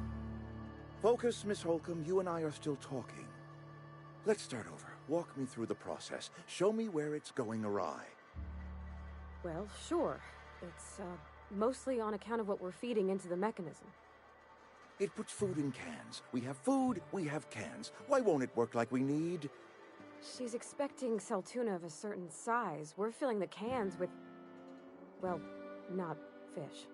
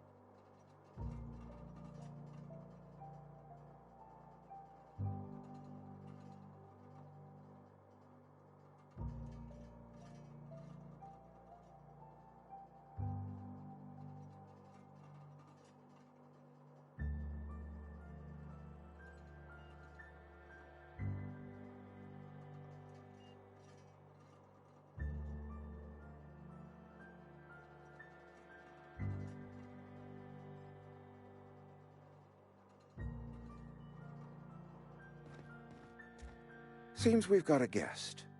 Really now, Parvati, I do wish you'd spoken up. I do apologize. I was given no forewarning of your arrival, or I might have welcomed you at the gates myself.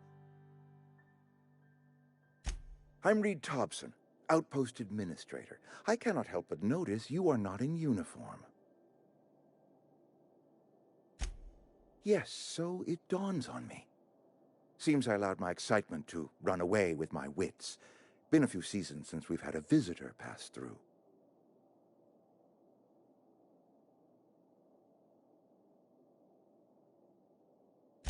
Only regulator we got is hooked up to the town transformer. Mr. Thompson ain't liable to be keen on dismantling it. I beg your pardon. I am most emphatically not keen on any such thing. I can't let you have our power regulator. But I happen to know of another one. And I happen to know exactly how you may retrieve it without frying yourself in the process. There's a power regulator in the old botanical lab. It's mostly abandoned, so all that...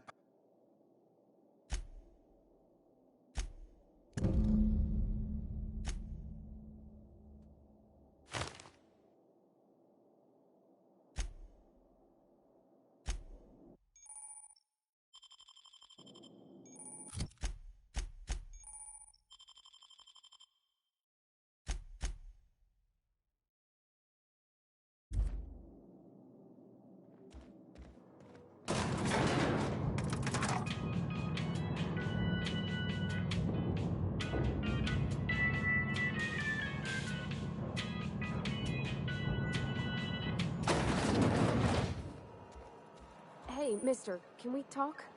Sorry. Got a sec?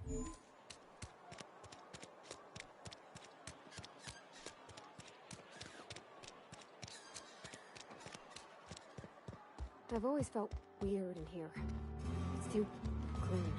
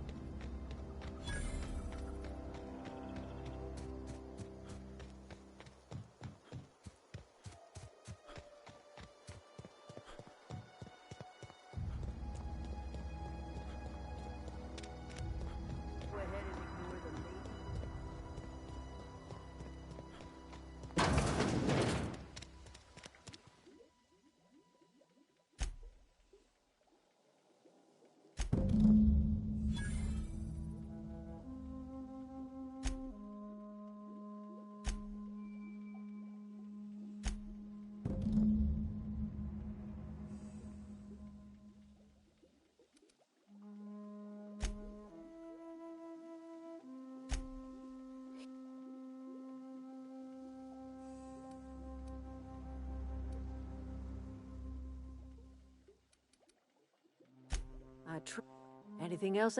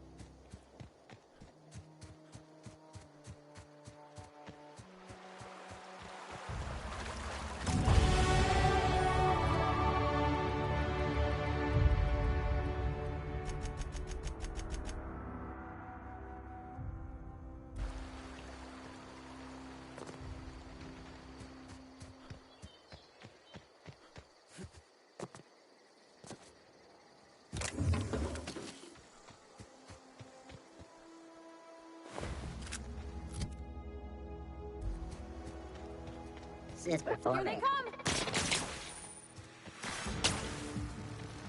Under security.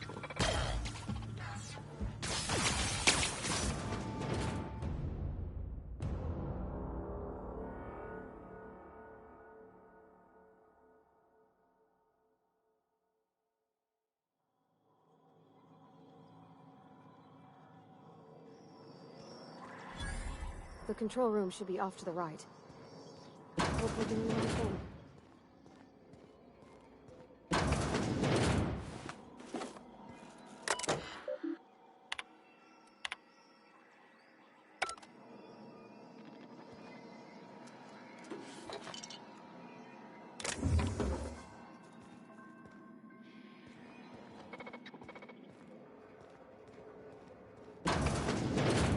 Unexpected performance.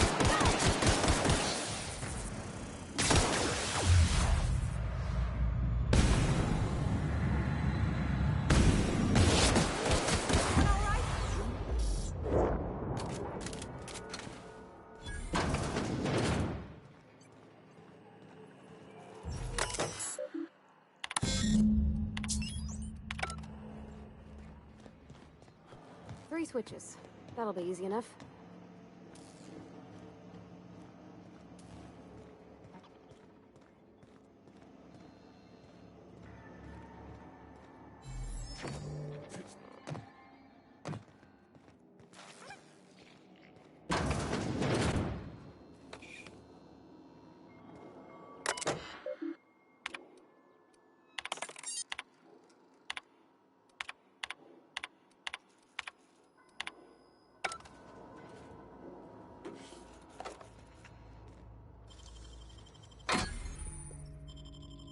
I wish I could do that.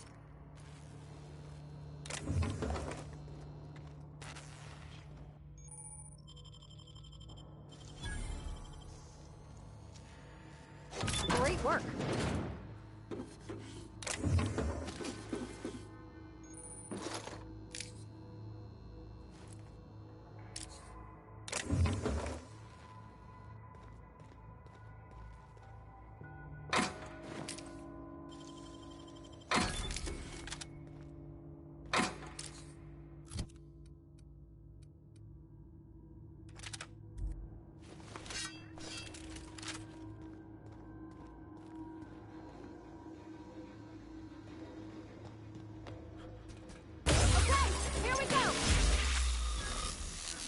Don't mess with us.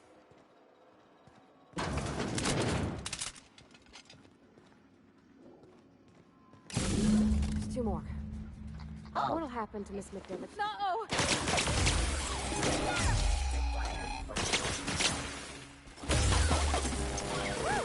We made it! Not real. You're not real.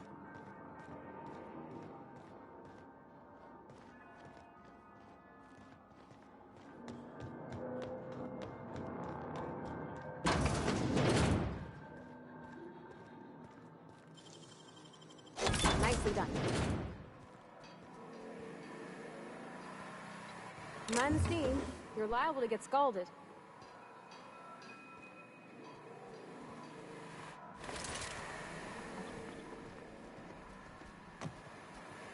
Where to go? If we send the power to Miss McDevitt, what happens? Here they come!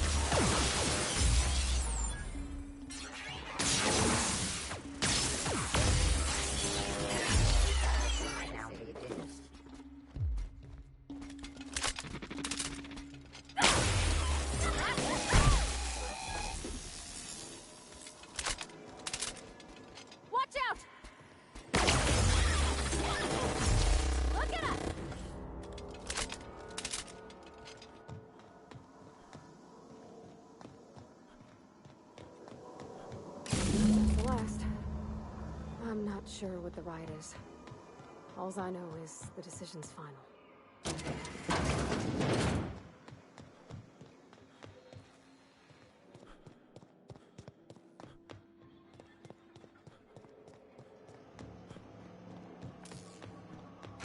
Once we do this, there's no go- Hey, mister? Do you... but...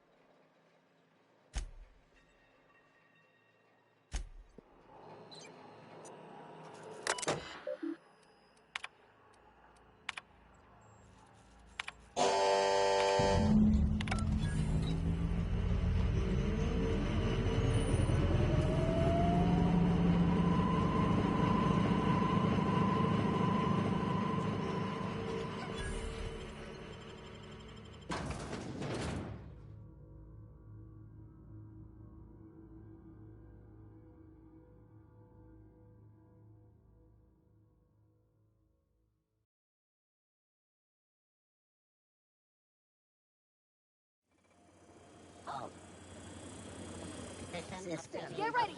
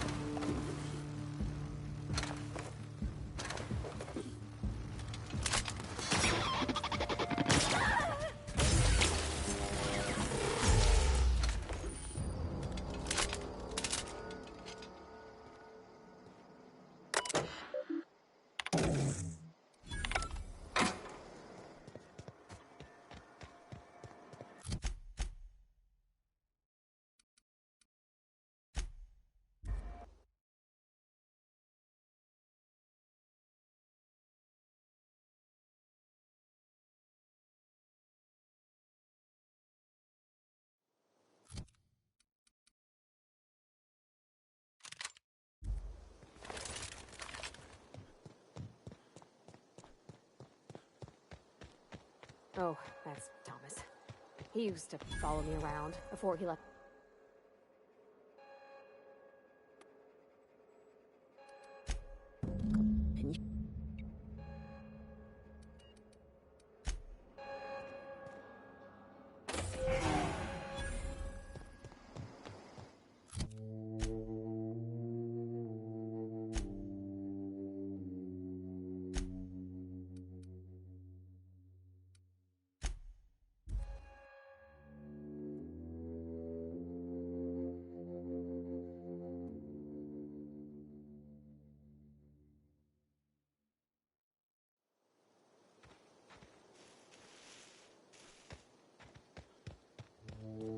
Is this your ship? Oh, I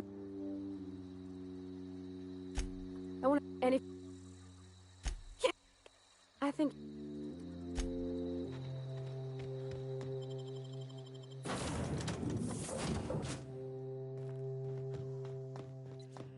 Captain, I have detected that Edgewater's power supply is now optimal.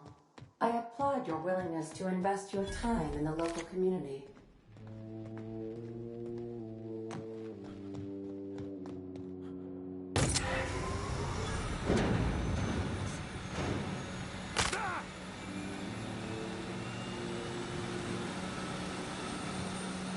What can I do? Also, I am...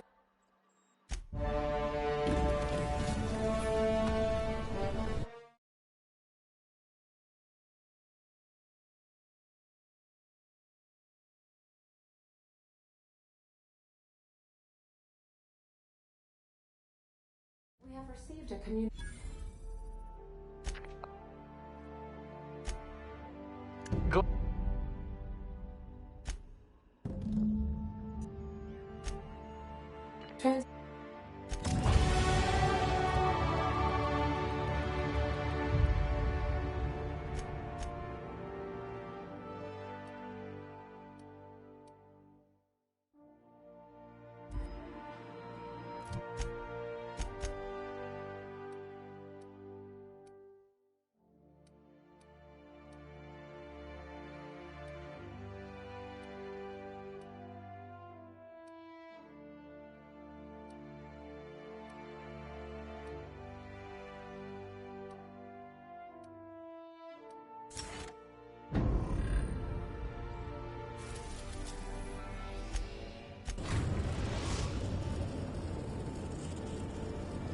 We've arrived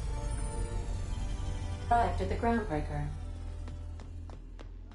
Can we talk?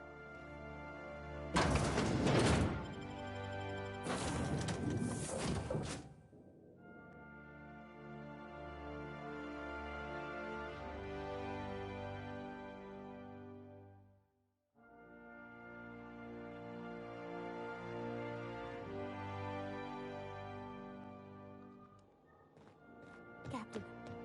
Hey, Captain. That's not the point. This hack would just knock out one of my work. Hey.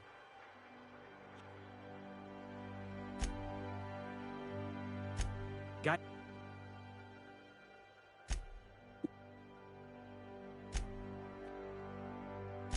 Hey. See you. Going for a stroll around the docking base?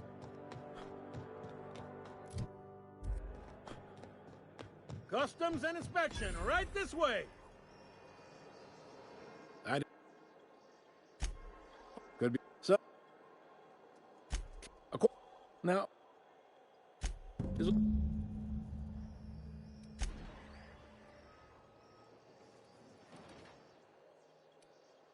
You. Oh.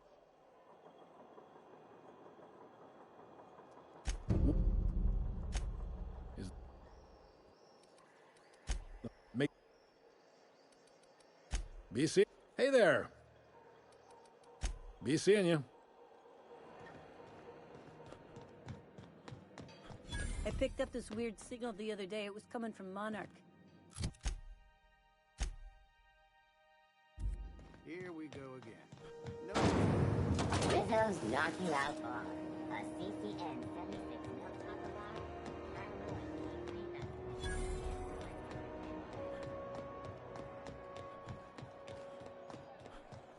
Go back to Byzantium, you fool. I'm just gonna hang in the back and try not to touch anything. Ah.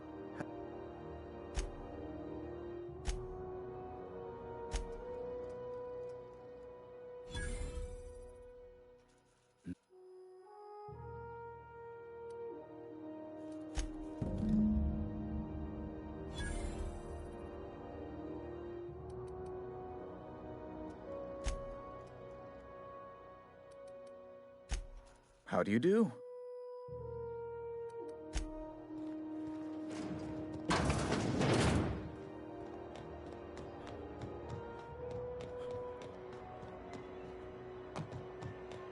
Are you listening to me, Emperor?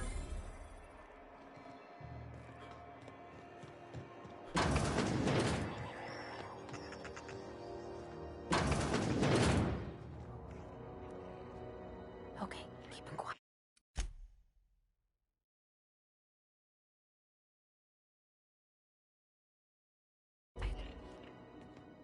What the hell?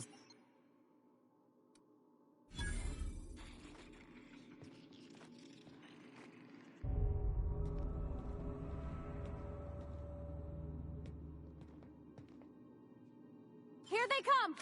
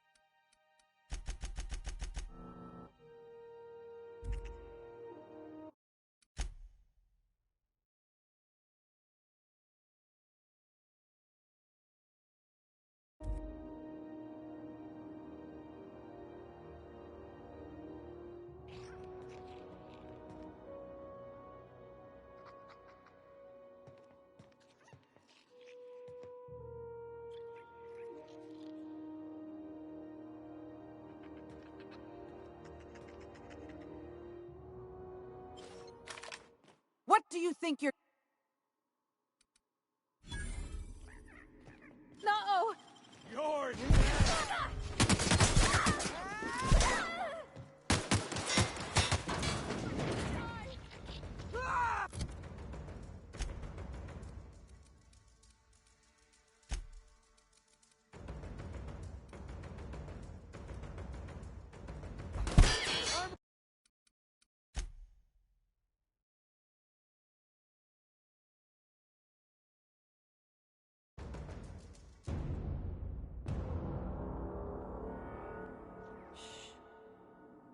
Bless you here. Like now.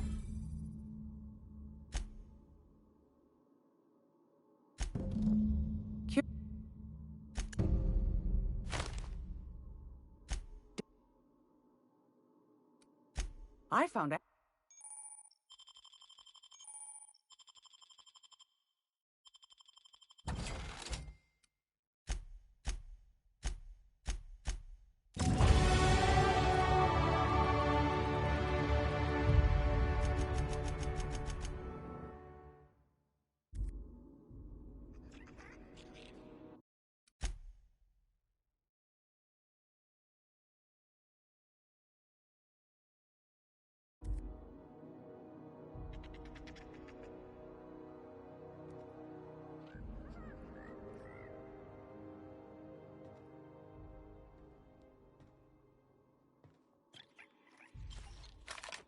What do you think?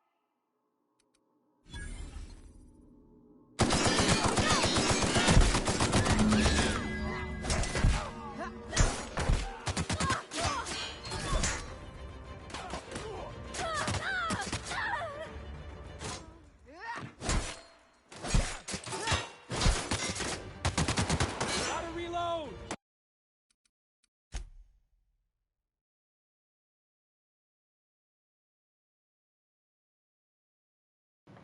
I have remembered.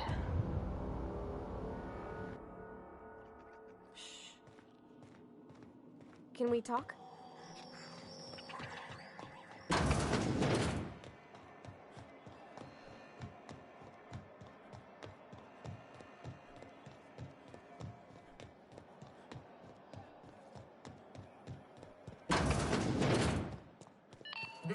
How do you do?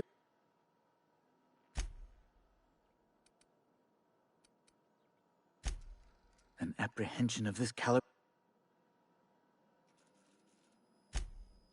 The thing is, I might have pawned.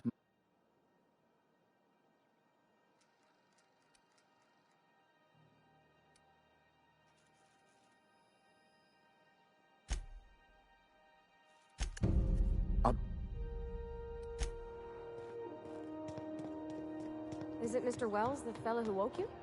How bad could he be? I'm not going anywhere, you hear?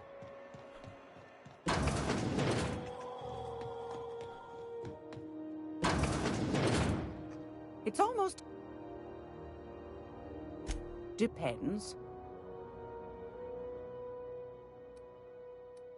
See the lights. Taking a show or two at the infamous Bijou.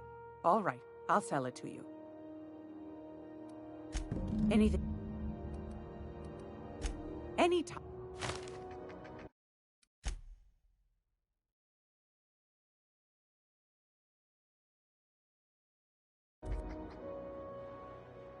Whoa, careful. What was that? What Here was they come! Oh no! I don't want to...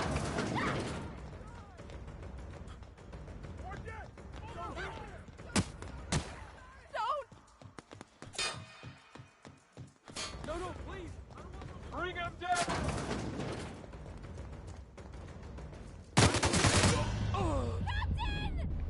So there is a way to steal it. I just need to remember. Or pay 8,000 bloody monies. Do we have? How much money do we have?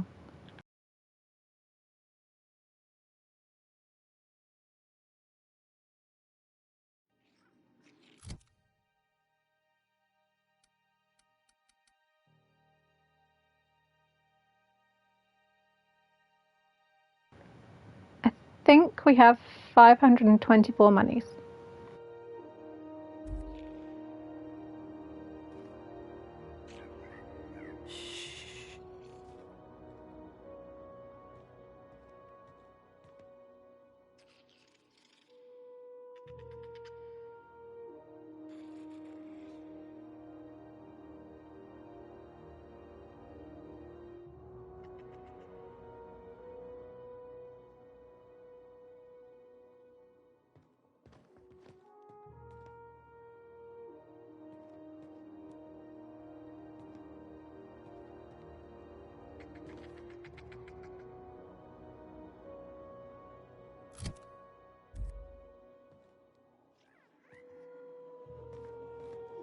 Can we talk?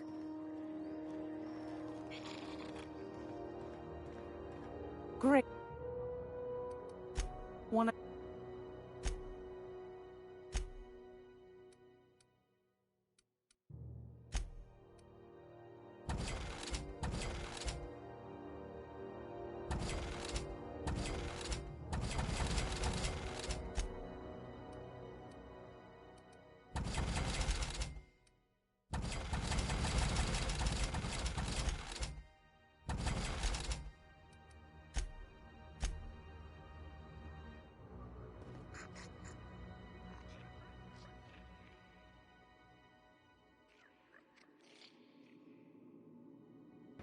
Give me a minute.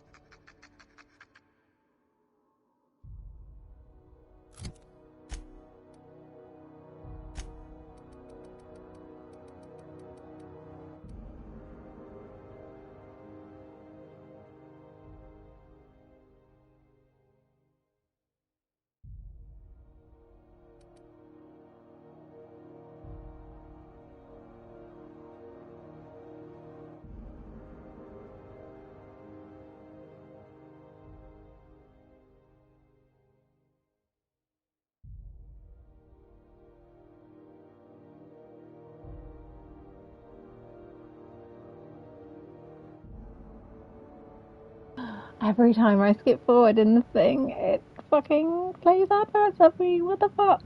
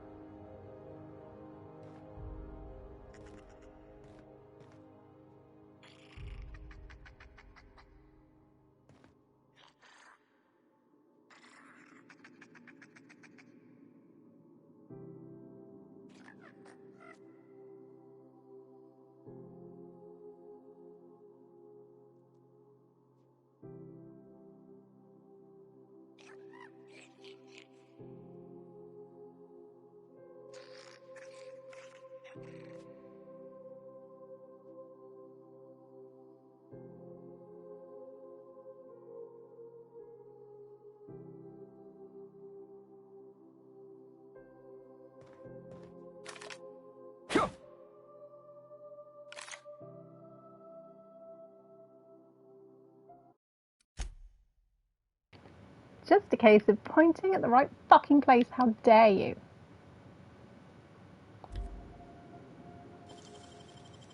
Great work. What do you think you're doing? Oh. And run away before they...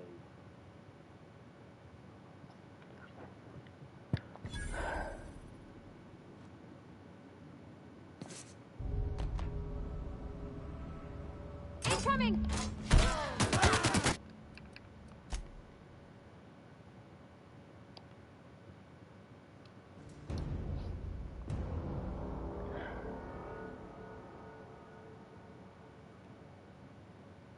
Got it.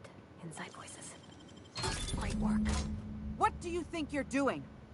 You have to steal it first, and then you have to be fast. Yes. Can we talk? We did it.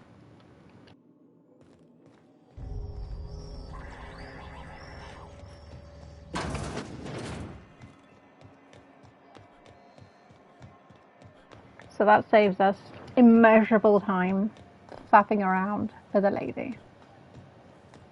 Oh, did I just cut myself off from saying money? This is Halcyon News. How do you do? No, I just have to those authorization. Where? Best of. Byzantium.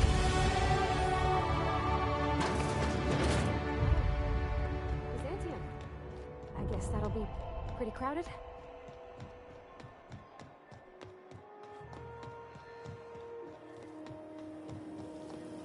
Rizzo's Purple Berry Crunch. Super Jelly and berry flavored power nuggets. Now with 12% more crunch.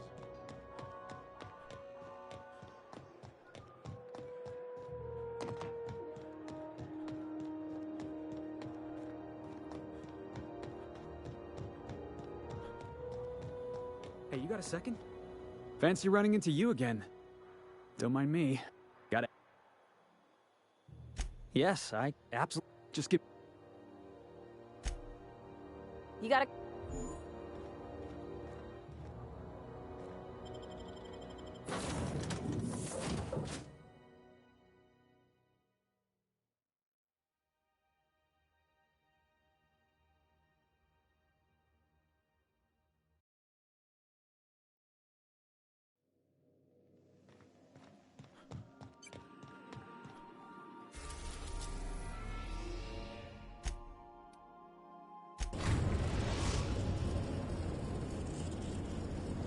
We are now in orbit above Byzantium, Captain.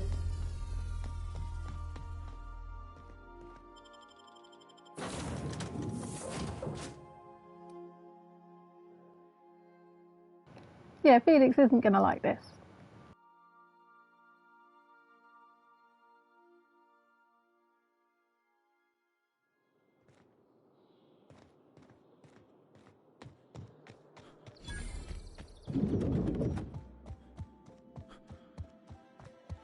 Not so fast.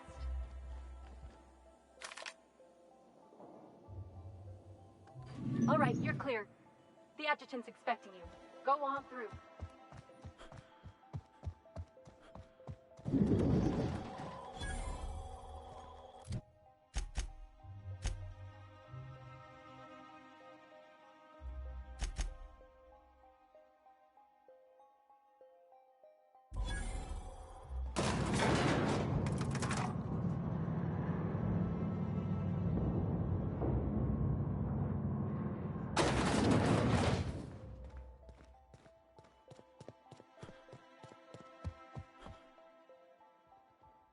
I see you haven't been... Madam Adjutant, Bedford's contact has arrived. No thank.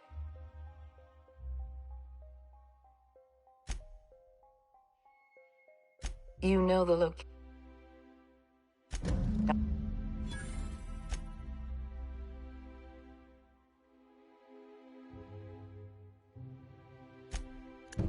Lockwood.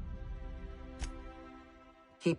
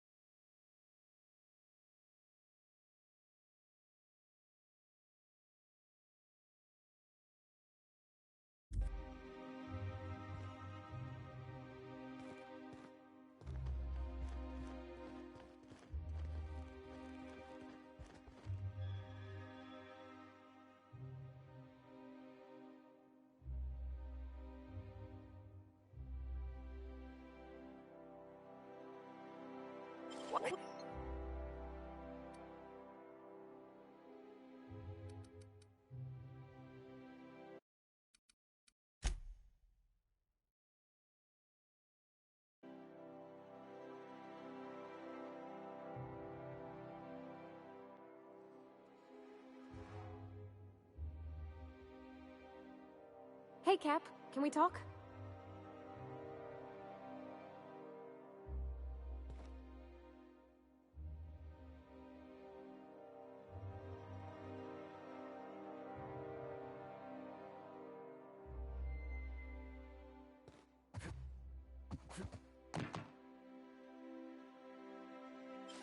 Inside voices.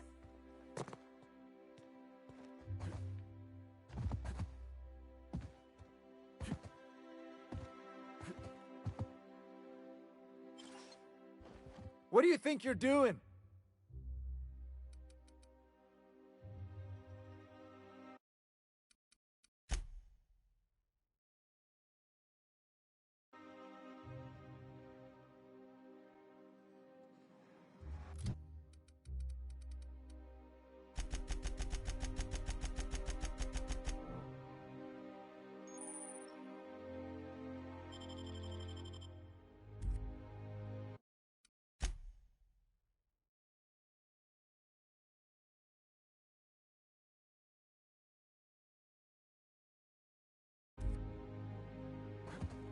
Got a sec?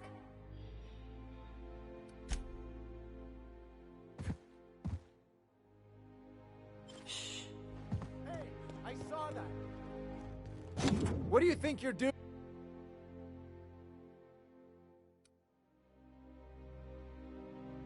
I suppose I can look away this. Excuse me, just a moment. Yeah, we're in Glitch Town, basically.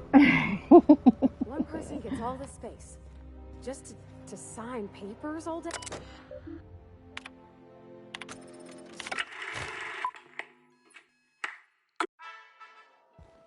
That was all a story, wasn't it? It's not real. I always knew the board... I beg your pardon, Minister Clark's...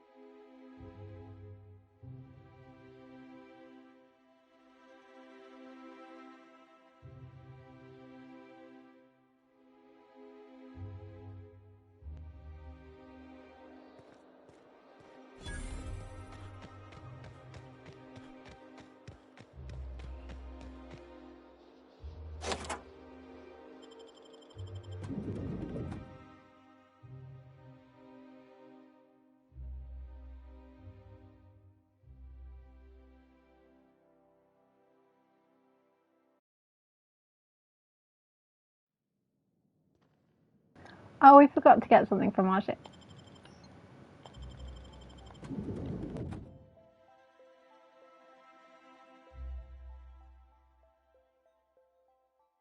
Something which we will definitely need.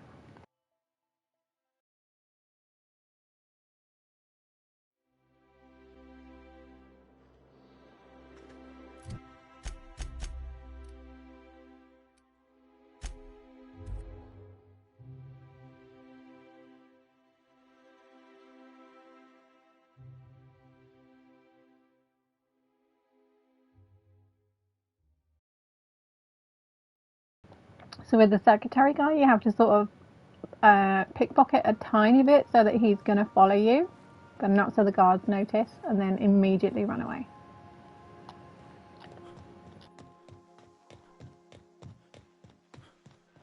And you have to be next to the door. Wait, it's my, yeah, come in. This, need that. Yes, we know.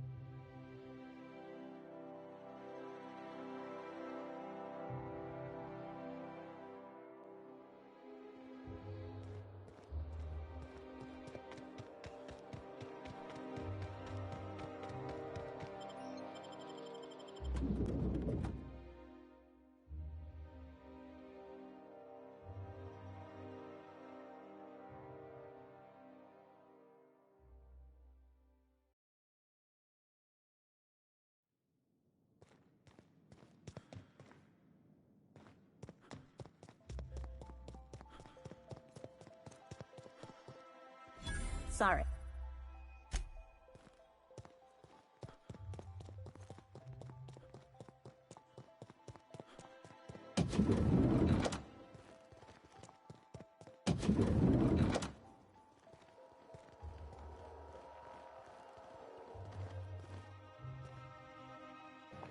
Yikes. Do we have any in here? No. Good luck.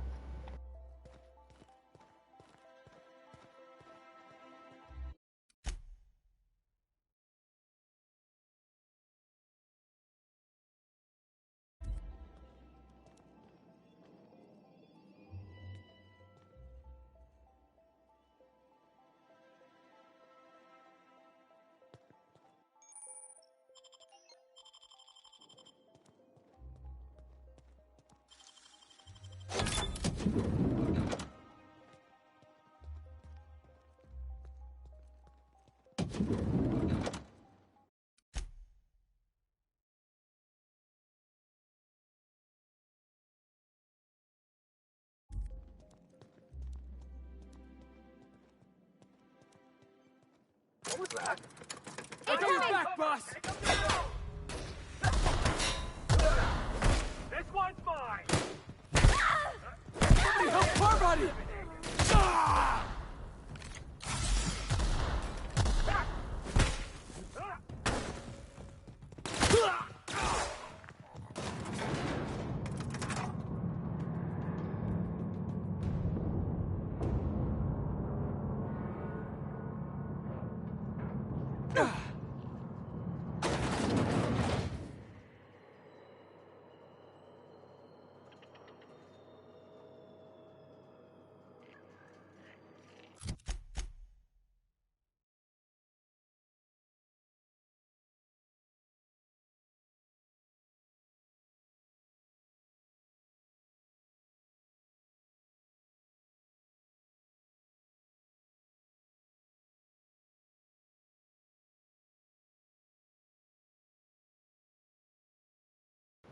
Okay, we know the route. We can do this.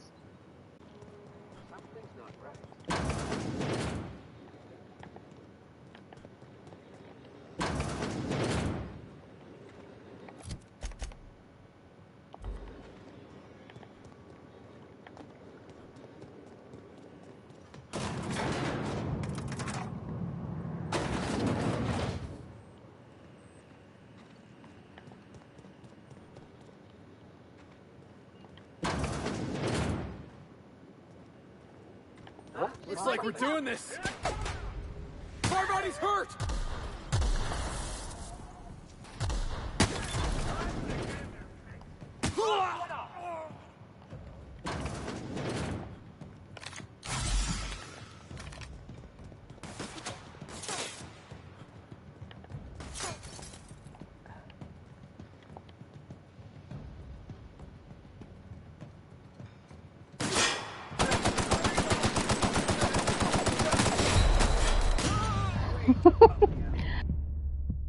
We're going to have to sneak.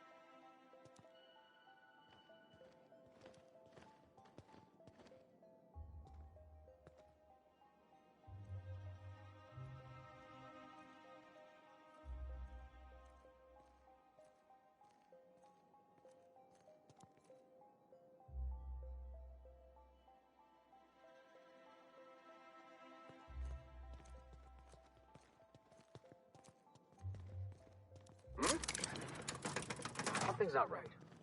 I'm gonna go have a look.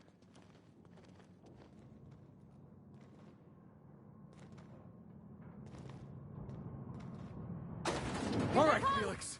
Stay focused. You got a second?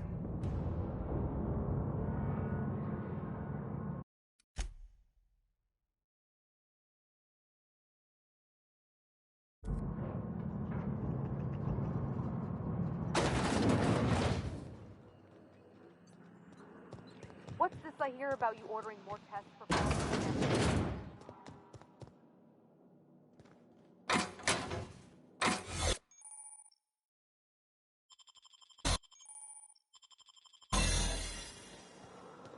Trial again.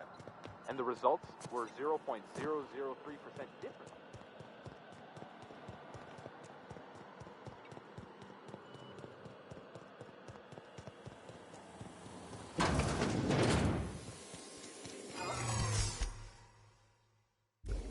What was that? No visitors allowed, citizen. I have gone the wrong way. Identification. What? Move.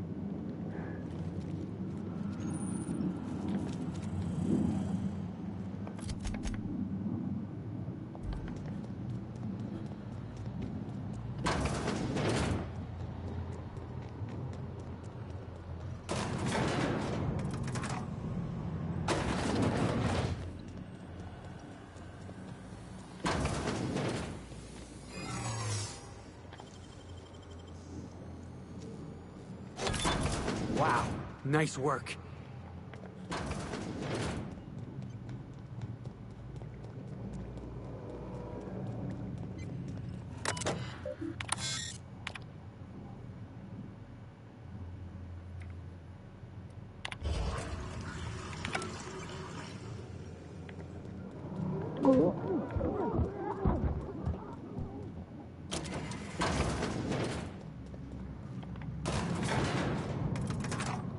Job done.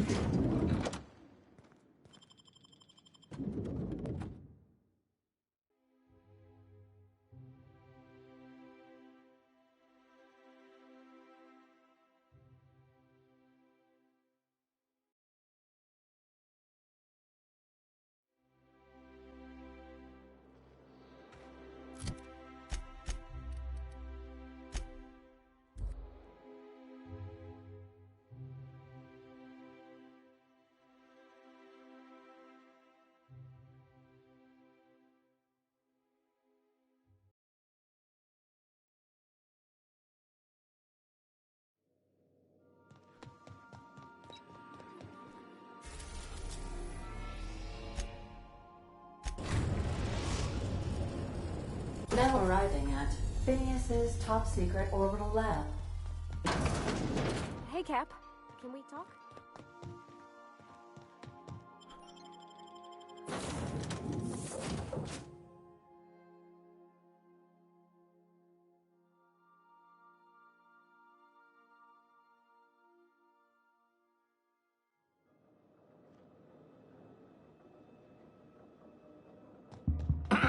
Hello? Can you hear me? I'm just securing my ongoing experiments. And securing myself. Mind the mess. I haven't had a visitor since... in fact, I've never had a visitor. Aha! I see you. I've...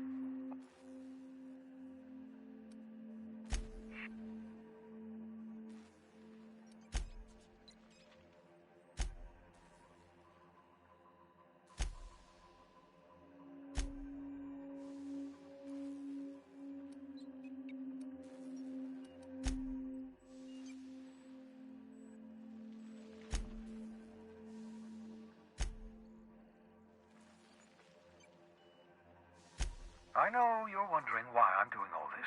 Why I believe the people on the Hope are the answers to the Unskippable dialogue. The Hope is carrying some of humanity's most brilliant thinkers, scientists, engineers, experts. The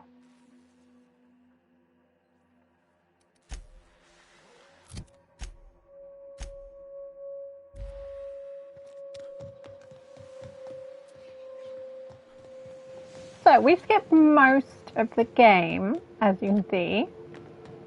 And now we can go straight to the Hope. Do we remember where that...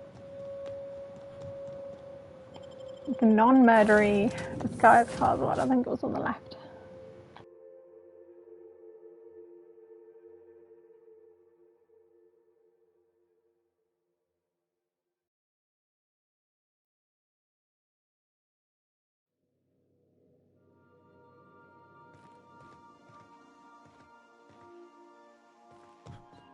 Captain, I hope...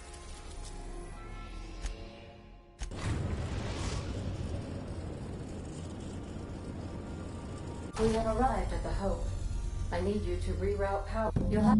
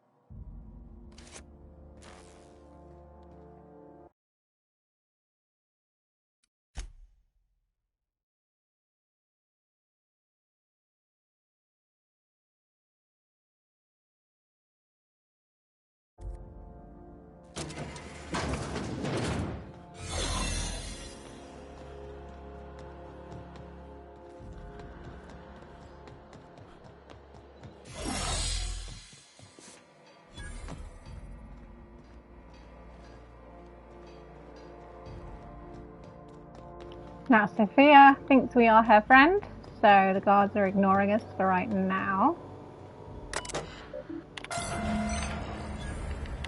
We're not exploding, so I guess it worked. That's nice.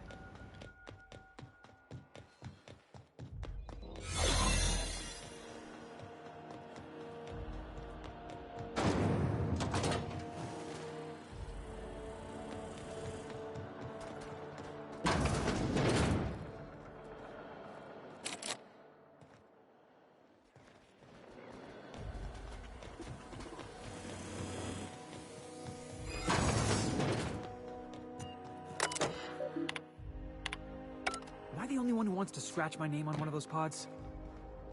Yeah, I figured. Oh, security.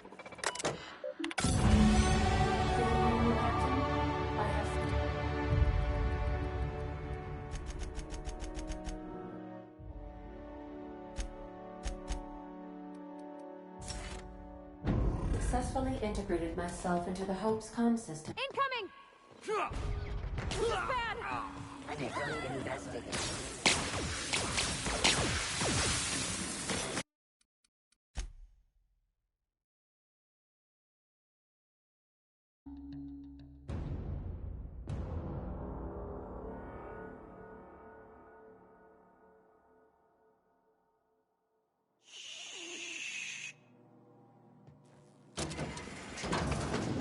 We gotta talk about this.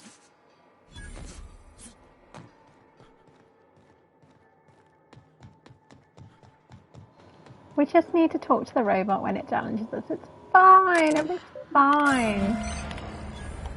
We're not exploding, so I guess it worked.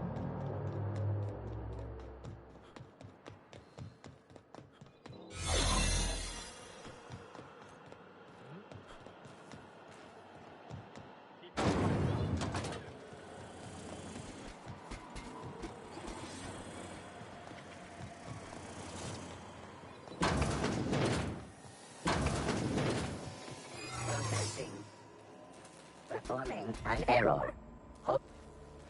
Error. Register.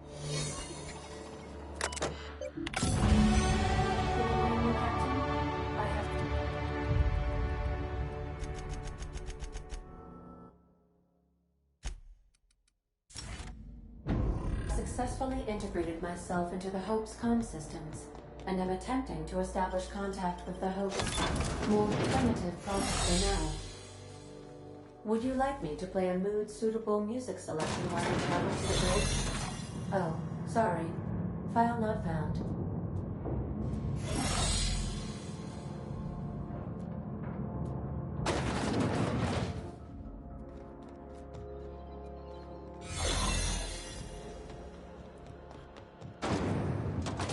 That's the Hope's computer up ahead.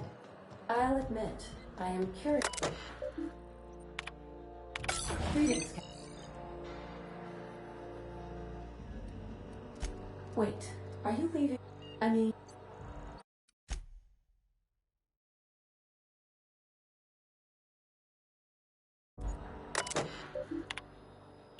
Are you...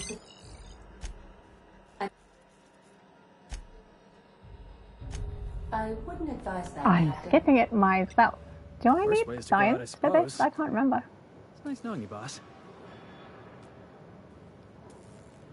I don't need science. Well, I literally can't dispute that. Please with the daily ship log note that I defer to the captain against my better judgment.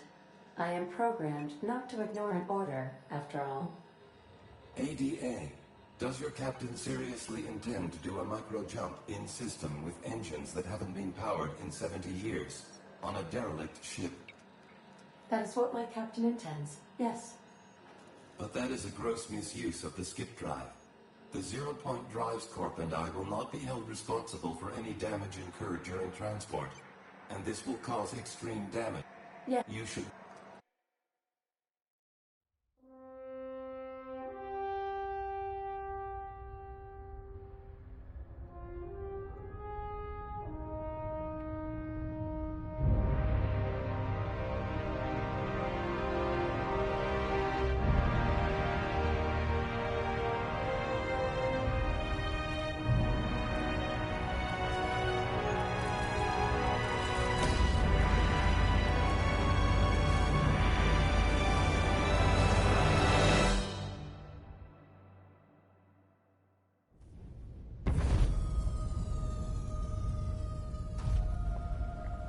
Oh dear, we were not smart enough to skip the fucking thing properly. And we have driven into the sun.